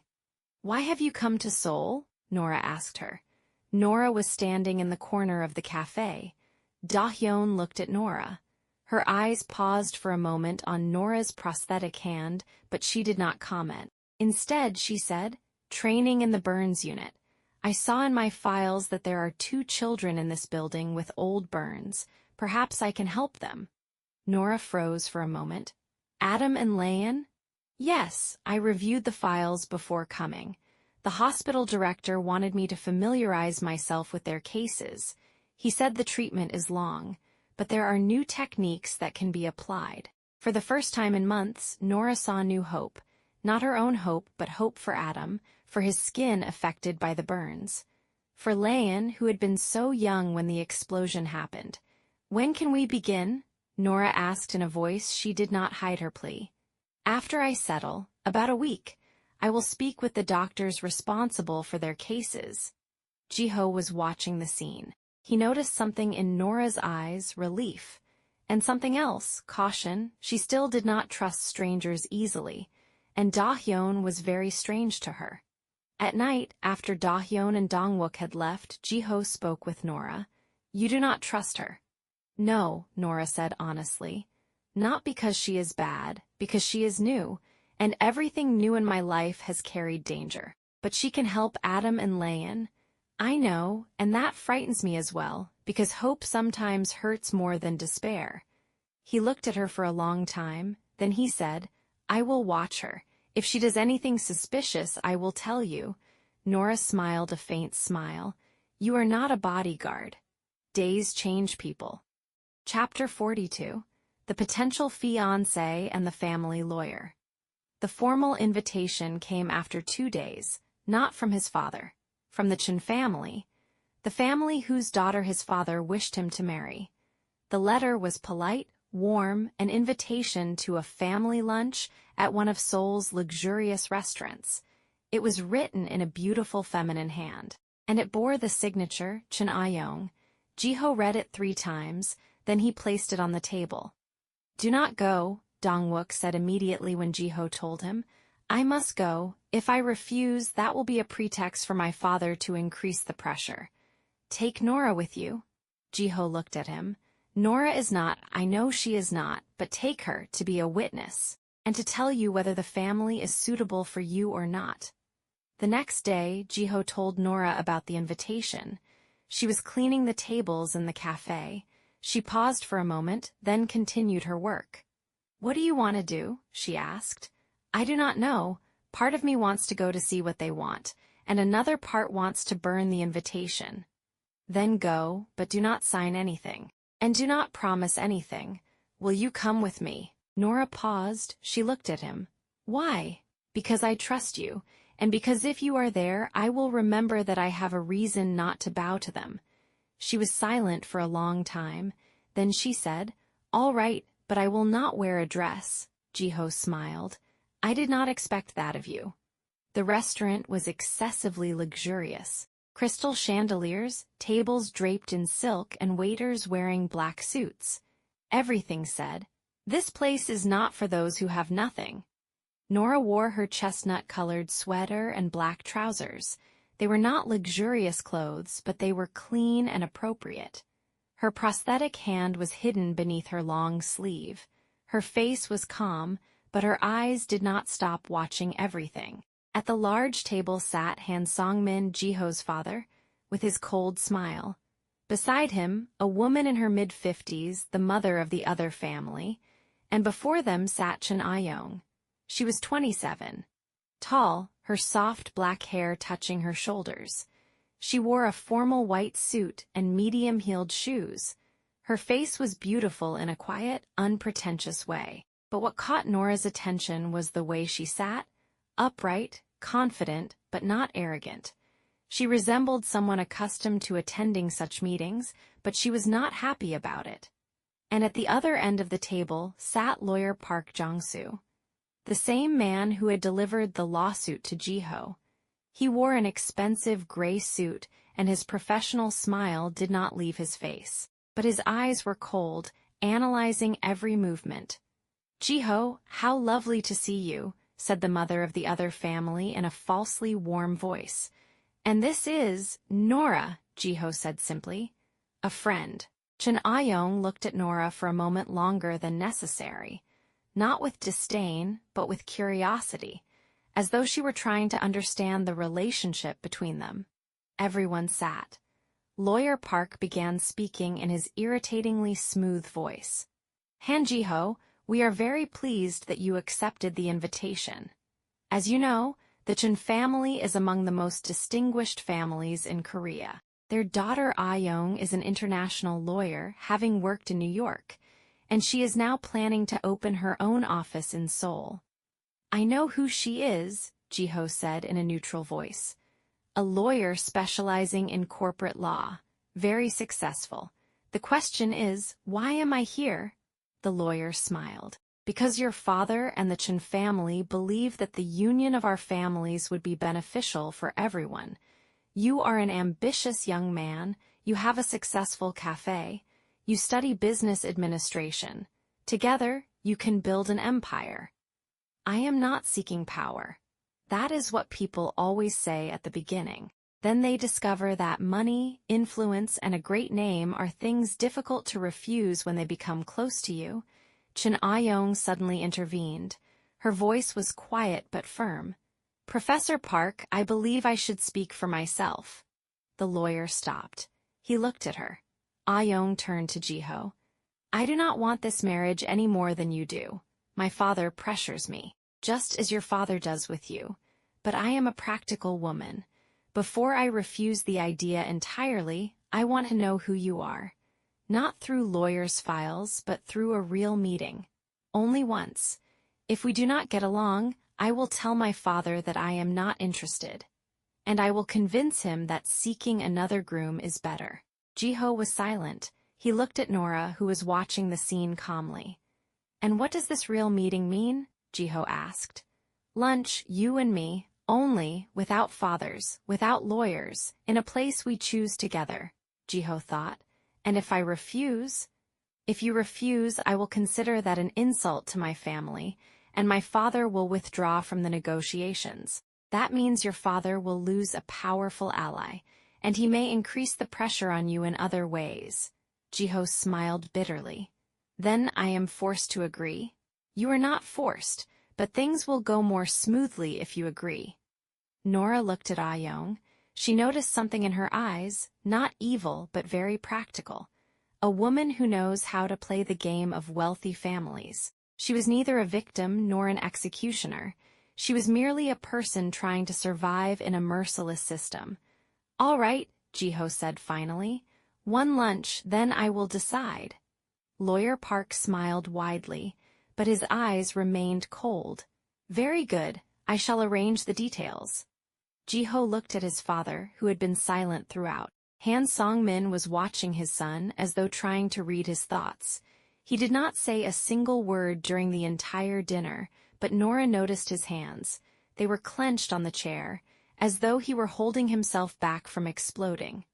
After dinner, on the way home, Jiho said, "What do you think?" "About what?"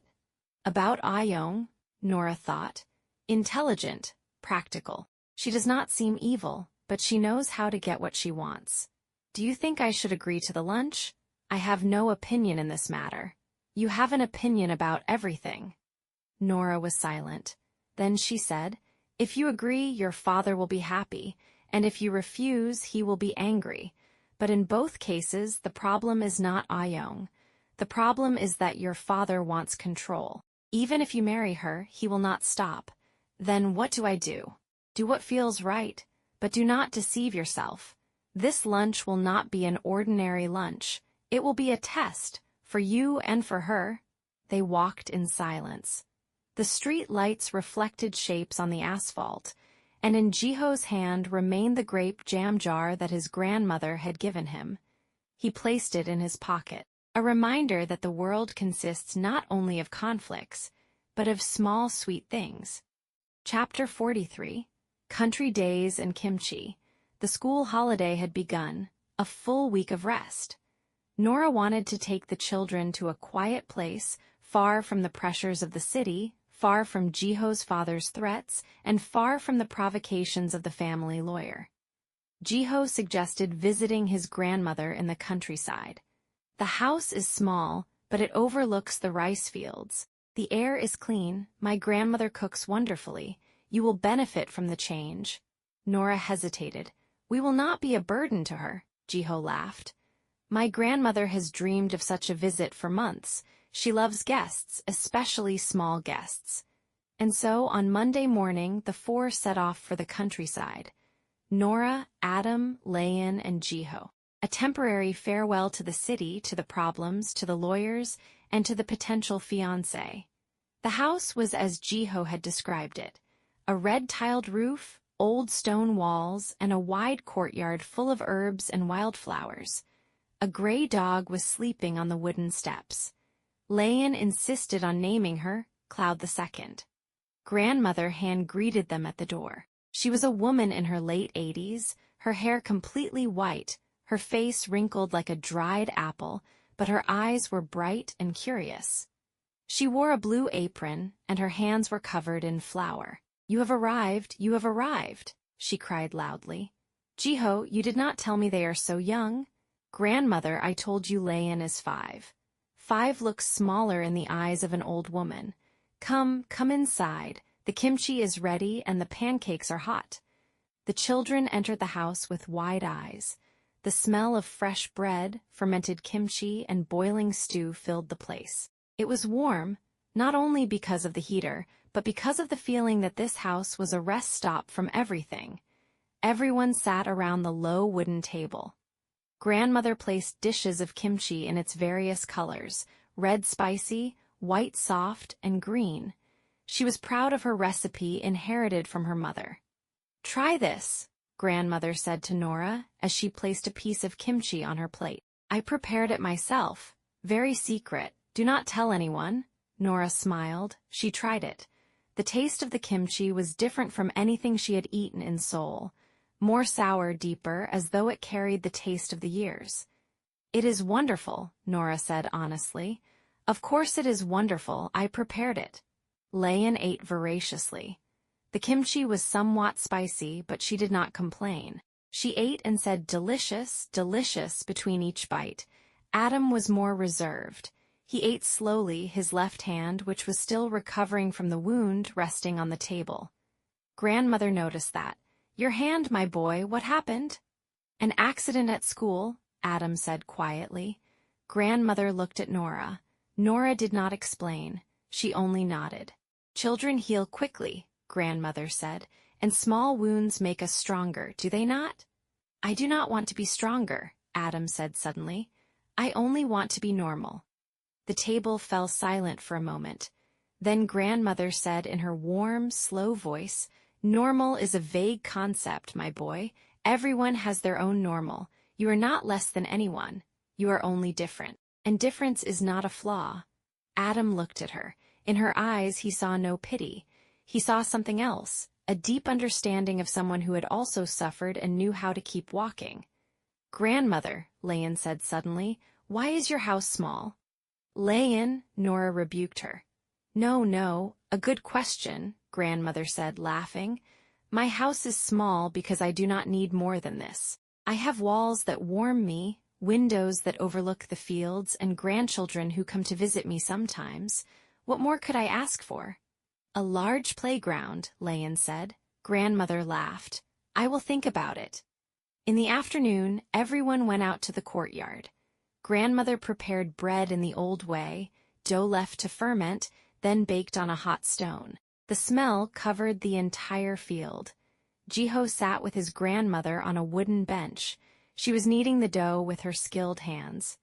Jiho, she said without looking at him, tell me the truth. What is happening between you and your father? I do not want to speak of this.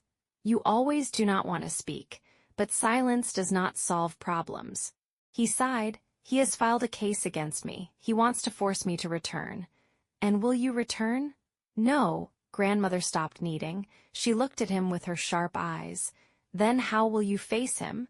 With lawyer Kim Jin-ah and with Nora. Nora, she is important to you, is she not? Jiho was silent. She is not. Do not finish. I know when my grandson is trying to evade. Nora is not merely a friend. I have seen how you look at her. He looked at the ground. I do not know what I feel. I am afraid to name things because naming makes them real, and the real can hurt. Grandmother placed her warm hand over his. Fear is natural, but staying in the zone of fear forever is not a solution.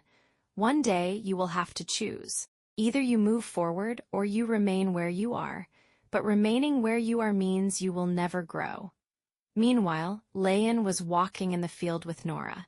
She was picking wildflowers and placing them in a small basket.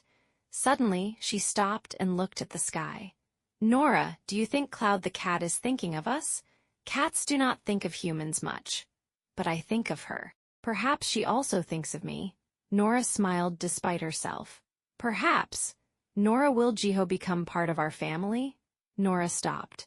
Lian had asked this simple question with complete innocence. She did not know the complexities, the conflicts, the cases, and the threats. She was only a child who loved to have an extended family. I do not know, Nora said finally, but he is not a stranger to us. That is what I know. That is enough, Lian said as though announcing a universal truth, because true friends do not need formal names, they only need to be present. In the evening, grandmother prepared a special dinner. Fried kimchi pancakes, chicken soup with herbs, and hot white rice. But what caught Nora's attention was a small bowl on the table. Inside it, grape jam, the same kind she had sent with Jiho before. This is my secret recipe, grandmother said as she placed a spoonful of jam on Nora's plate. I make it from grapes from the field behind the house. 20 years ago, my husband cultivated the vines. Now I only take care of them. The grapes have become fewer, but the jam is still delicious. Nora tasted it. The flavor was both sweet and sour at once. Like life. Like her memories of her hometown before the explosion. Like everything she had lost and was still searching for. It is very delicious, she said in a faint voice. Take some with you when you return, for the children, and for the cold winter days. Nora thanked her. And in that moment she felt something she had not felt in years, that she was wanted. Not because she was strong or capable of protecting others, but because she was a person who could be loved simply for her existence. Before sleep, Jiho sat with Nora. The moon was full and the sky was full of stars. The countryside was quiet, no noise, no bright lights, only silence and nature. My grandmother loves you, Jiho said. I also love her. She does not love anyone easily, but when she loves deeply. Nora looked at him. What about you? Do you love easily? He thought for a long time. I have never loved anyone, not in this way. In which way? The way that makes you feel you want to be better, not for someone else but for yourself, because they made you see the possibility of improvement. Nora was silent. Then she said, that is a beautiful way to describe love.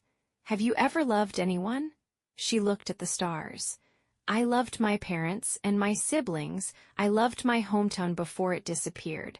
Now, I love Adam and Lian, that is all. And that is not little. No, but it is not enough sometimes. At night when they are asleep, I feel emptiness, as though there is a part of me that wants something else, something I do not know how to name. Perhaps that something is to love someone who chooses to stay with you, not because they are forced, but because they want to. Nora looked at him. In the moonlight, his face was different, less rigid, more human. Perhaps, she said. Chapter 44. Cake, a Mother, and Unshed Tears. After their return from the countryside, life resumed its usual rhythm. Adam joined the art club, Lian attended nursery, Nora worked between the bakery and the cafe, and Jiho followed the case and his physiotherapy sessions for his ribs. But one day, something happened that Adam had not expected. Minjun, his only friend at school, invited him to his home after the club. "My mother wants to meet you, and she said she would make my favorite chocolate cake." Adam hesitated. He had never visited a friend's home before.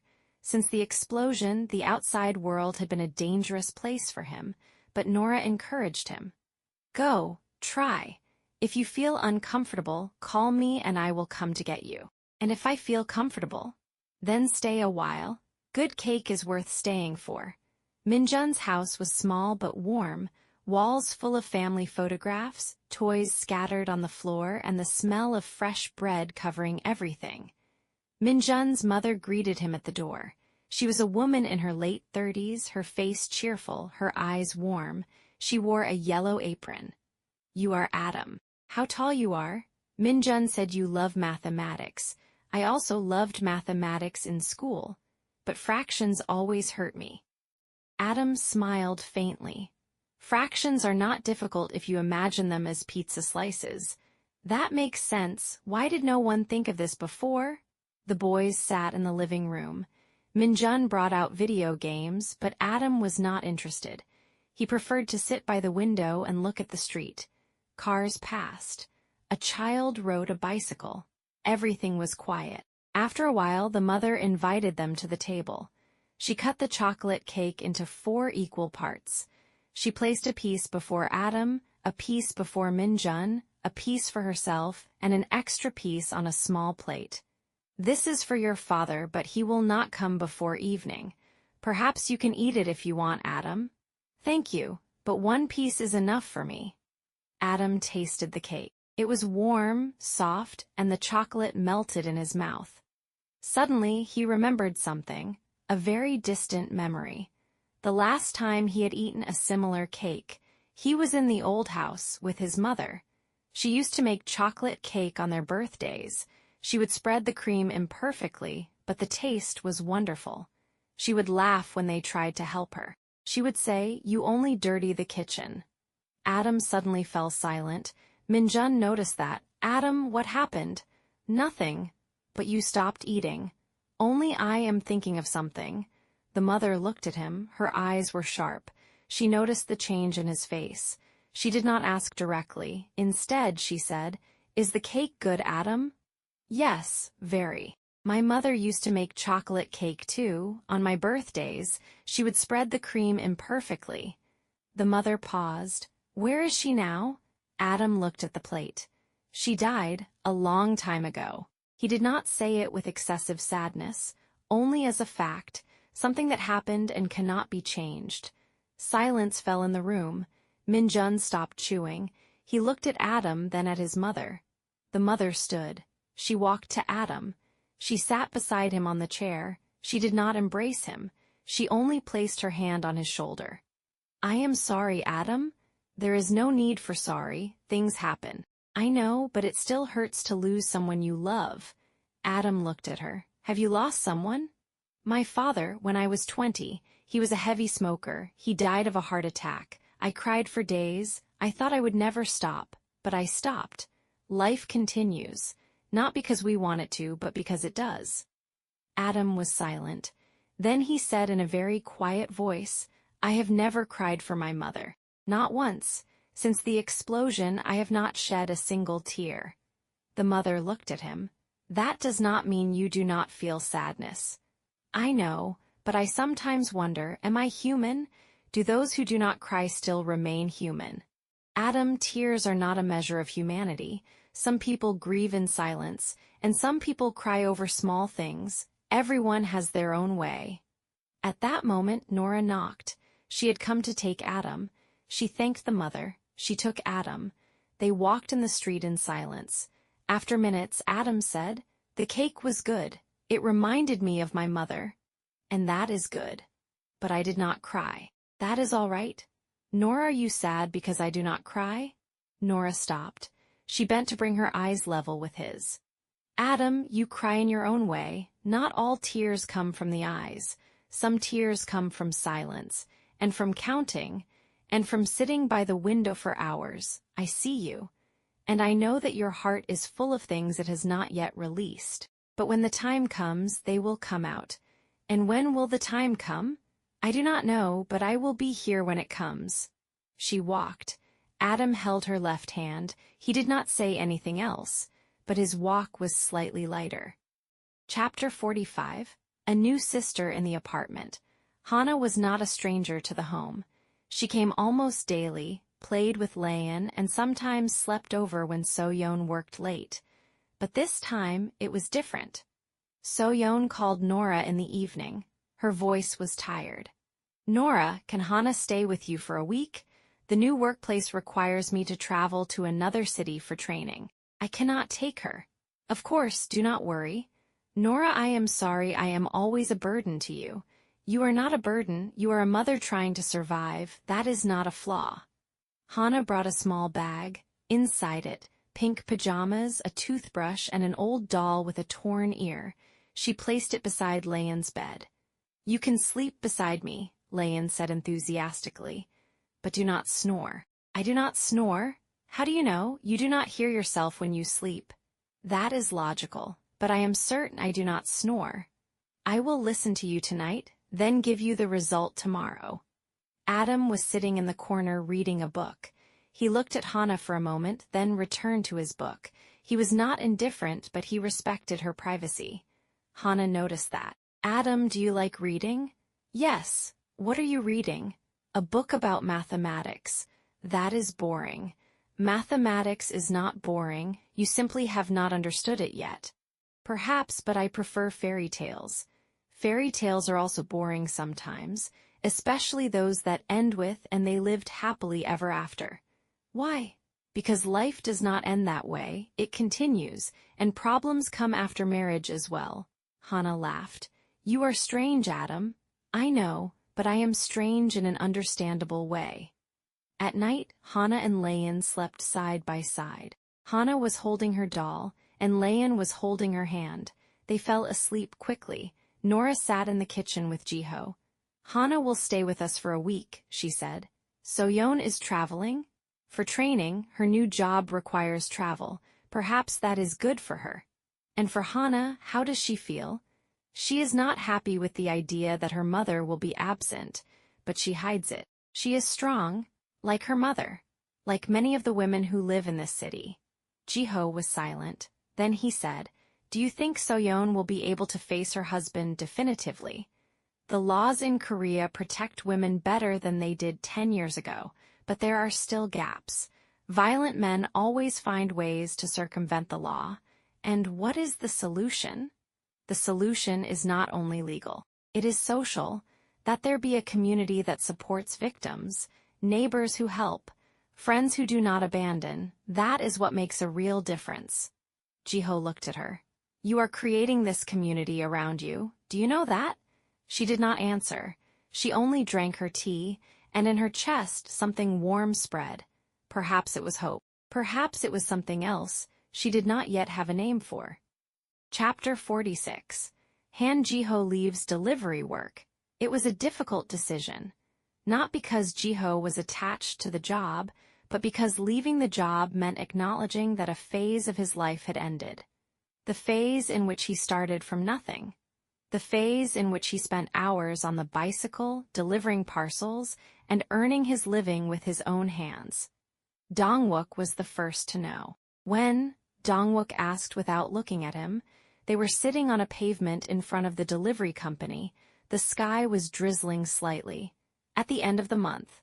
"Why?" Because the case needs my time, and the calf needs my attention, and also because I am tired. Dongwook looked at him. Jiho, you are the first to say he is tired. That is progress.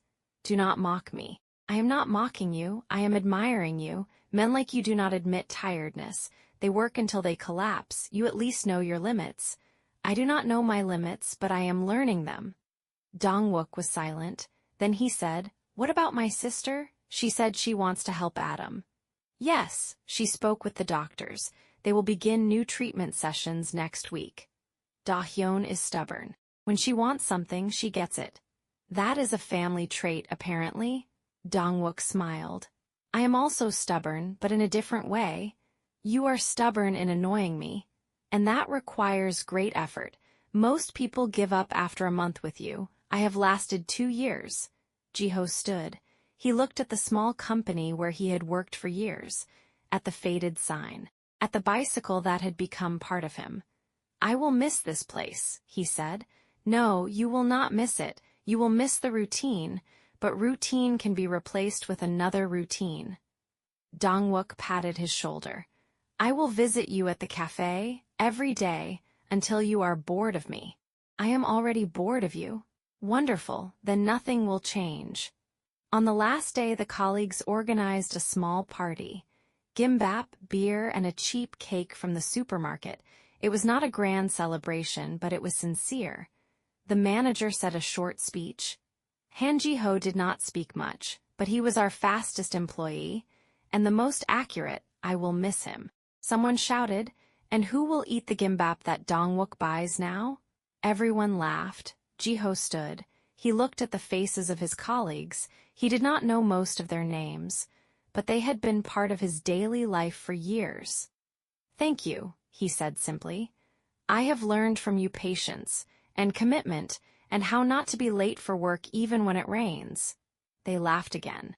Outside, Nora was waiting for him. With her was Lian holding her hand. Finished? Nora asked. Finished. How do you feel? Light and heavy at the same time. That is normal. Endings are always mixed.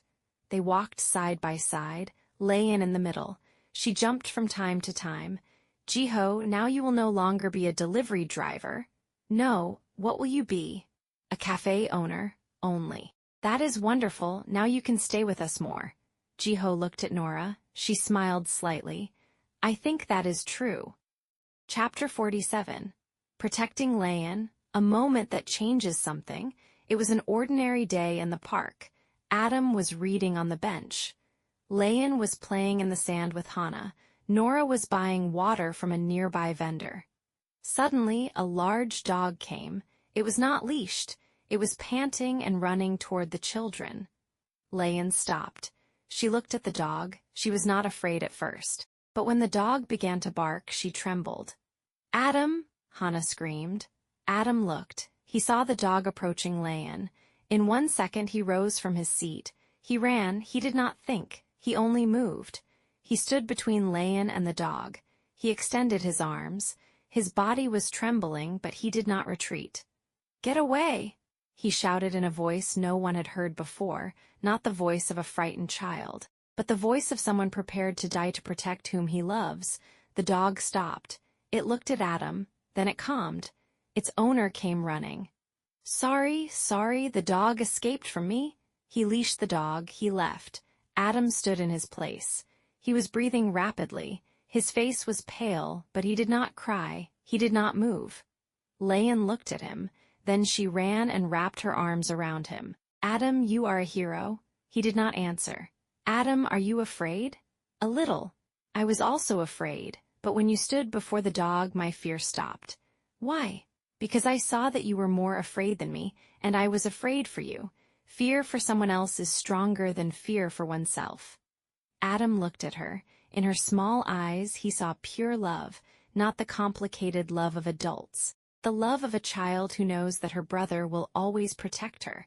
Lian, do not tell Nora what happened. Why? Because she will worry. But worry is natural. Nora loves us. When you love someone, you worry about them. Adam was silent. Then he said, You are wiser than your age. I know, that is what everyone says. When Nora returned, she saw Adam sitting on the bench. His face was still pale. She did not ask, but she sat beside him. "Something happened," she said. "Not a question, a conclusion. A dog, large, attacked us. Were you hurt?" "No, I confronted it." She looked at him. In his eyes, she saw something she had not seen before, new confidence. Not only self-confidence, but confidence that he was capable of protecting others. "You were brave," she said. "I was not brave, I was terrified. Bravery is not the absence of fear. Bravery is doing the right thing despite fear." He looked at her. "Were you always brave?" "No, I learned, gradually, every day." "How did you learn?" "By remembering that those I love deserve for me to take risks for them." He was silent. Then he said, "Lian said that fear for someone else is stronger than fear for oneself. She is right. Nora, am I good enough, as a brother, as a protector?" She looked at him. "You are more than good. You are the best, and I will not allow anyone to say otherwise." She embraced him, with one arm, but the embrace was warm enough. Chapter 48, Lunch with the Fiancé, Unexpected Surprises. The day of the lunch with Chen Ayong arrived. Jiho chose a simple place. A small restaurant in a quiet neighborhood. Not luxurious, but its food was good. He wanted to see how she would behave in a place not designed to impress her. Ayong arrived 5 minutes early. She wore a light brown suit and medium-heeled shoes. Her makeup was simple. She was not trying to impress anyone. She was only being herself. Jiho stood when he saw her. They shook hands. They sat. "You chose a beautiful place," she said, looking around. "Quiet. Its food is good. I heard of it from a colleague at work." "I did not expect you to know it." "I am a lawyer. I know all the good restaurants in Seoul, necessary for negotiating with clients." Jiho smiled. "Then this is a negotiation?" "Everything in my life is a negotiation, unfortunately." They ordered food. The conversation began slowly. "Why did you agree to this meeting?" Jiho asked directly. "Because my parents pressure me, and your family is offering a huge financial settlement. If I refuse, I will lose an opportunity for complete financial independence, and if I accept without knowing you, I may lose my life." A little dramatic. "I am a lawyer. Drama is part of the job." They ate in silence for a while. Then Ayong said, "I have heard about your case. Your father has filed a lawsuit against you for fraud. Information spreads quickly." "I have sources. Do you want my legal help?" Jiho paused. "Why are you offering help?" "Because I do not agree with what your father is doing. I work in corporate law. I know when charges are real and when they are fabricated. Your case appears fabricated." "And what is that to you?" She looked at him. "It means something to me because if I marry you, I will be partner to a man facing criminal charges. That is not good for my reputation. So help is for your personal interest. Of course, everything is for personal interest, but that does not mean I cannot be useful." Jiho thought. "I will think about it." "Do not think long. The court does not wait." After lunch, they walked a little in the street. The sky was drizzling lightly. Ayong opened her umbrella. She offered for Jiho to share it. He refused. "You are strange," she said. "Most men would accept." "I am not most men." "That is clear." She stopped. She looked at him. "Han Jiho, I will be honest with you. I do not want this marriage, but I am forced to consider all options. If you agree to marry me, I will ask my father to help you with your case. I will give you the best legal advice. I will be a good partner. But I will not pretend that I love you, because that is not part of the deal." "And what is part of the deal?" "Respect, cooperation, working as a team, and children perhaps if we agree on that. That is very cold. I live in a cold world, you do too. Perhaps that is what brings us together." Jiho was silent. Then he said, "I will give you my answer after the case. Now I cannot think of marriage while facing a threat of imprisonment." "Fair." They shook hands. She left. Jiho stood in his place watching the rain. He thought of Nora. He thought of Lian. He thought of Adam. Then he thought of himself. The world was complicated. and it was becoming more complicated every day. Chapter 49. Tension reaches its peak. 3 days after the lunch, lawyer Park Jong-soo came to the cafe. This time he was not alone. With him were 2 assistants and a large file. Nora was cleaning the tables. She saw him from a distance. She felt something unpleasant. The man was smiling his cold smile, but his eyes were cold as ice. Han Jiho, good evening. The cafe is closed. Come back tomorrow. I am not a customer. I am here to tell you that your father wants to see you tomorrow, at the office, 10 in the morning, do not be late. I will not come. If you do not come, the case will be raised to the next level. The police will come, they will take you for questioning, they may detain you for 48 hours. Jiho froze. On what charge? Fraud, phishing, and money laundering. These are new charges. Your father is gathering files, he has witnesses, documents, everything appears official. Jiho stood, his face became pale, but his voice was steady.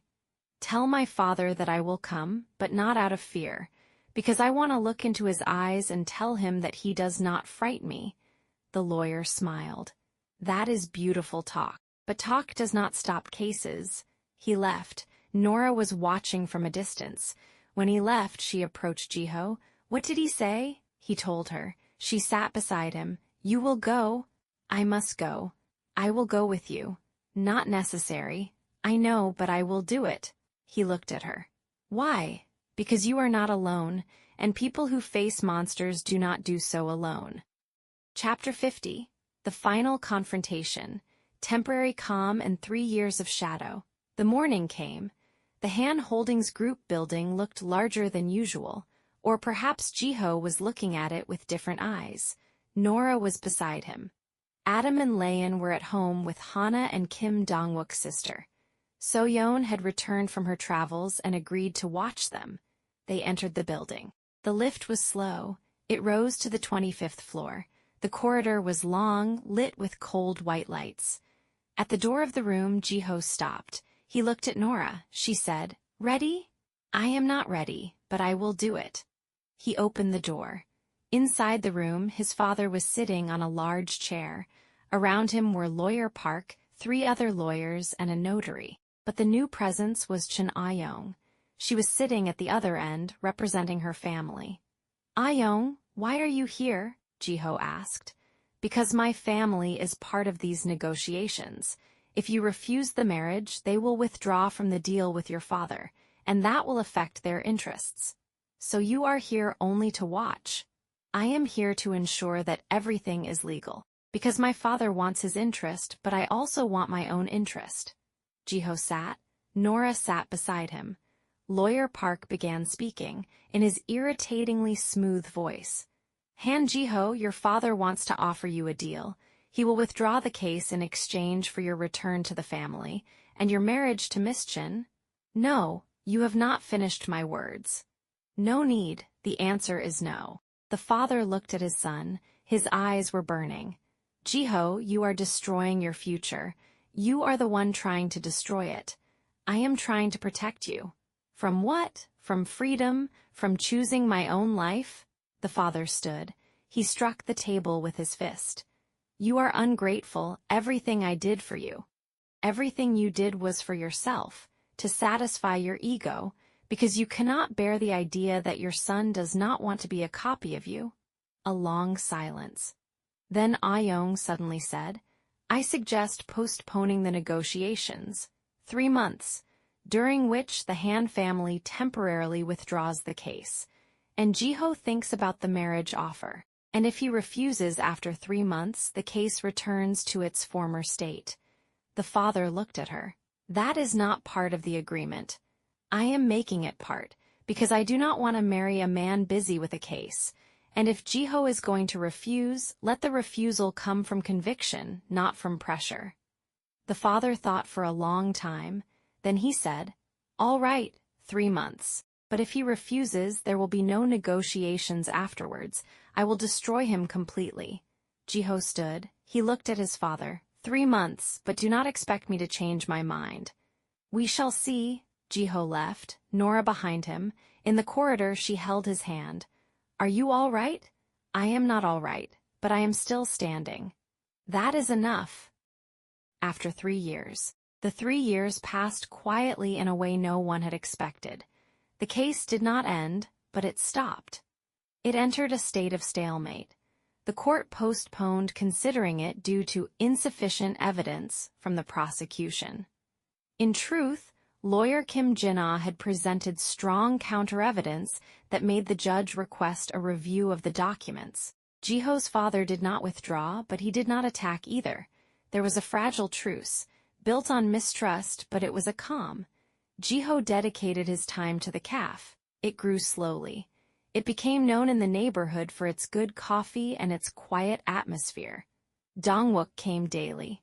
Sometimes he brought his sister Da-hyun, who had become a close friend of Nora. Ah-young remained in contact, not as a fiancé, but as a professional friend.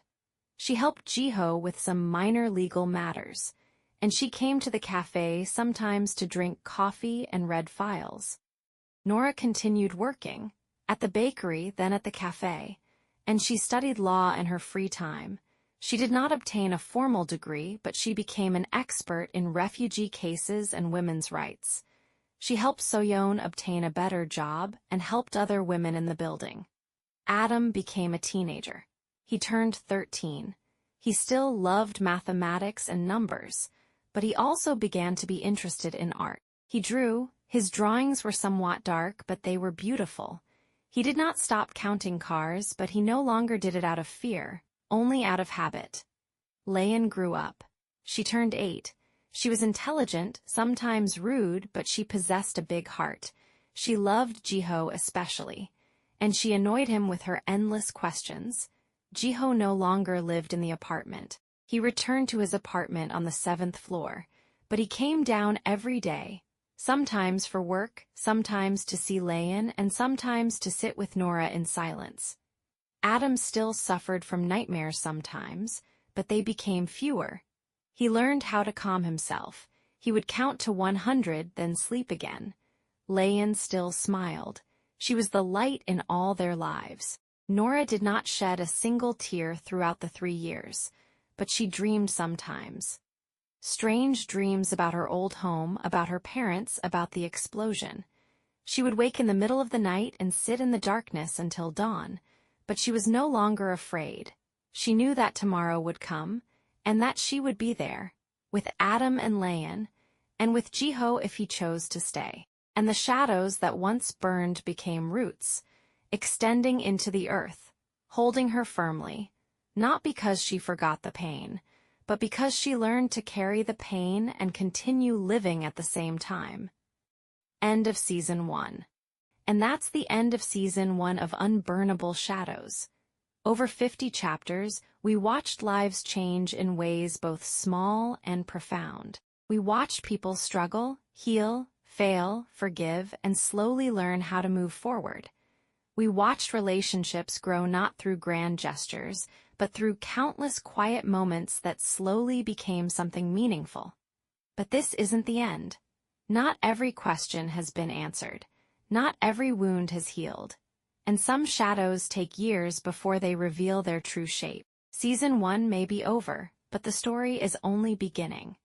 If you enjoyed this journey, please leave a like, subscribe to the channel, and share the video with someone who loves character-driven stories. And before you go, tell me in the comments, which moment stayed with you the most? I'd love to hear your thoughts. Thank you for spending these 3 hours with Unburnable Shadows. Until next time, take care of yourselves. See you in Season 2.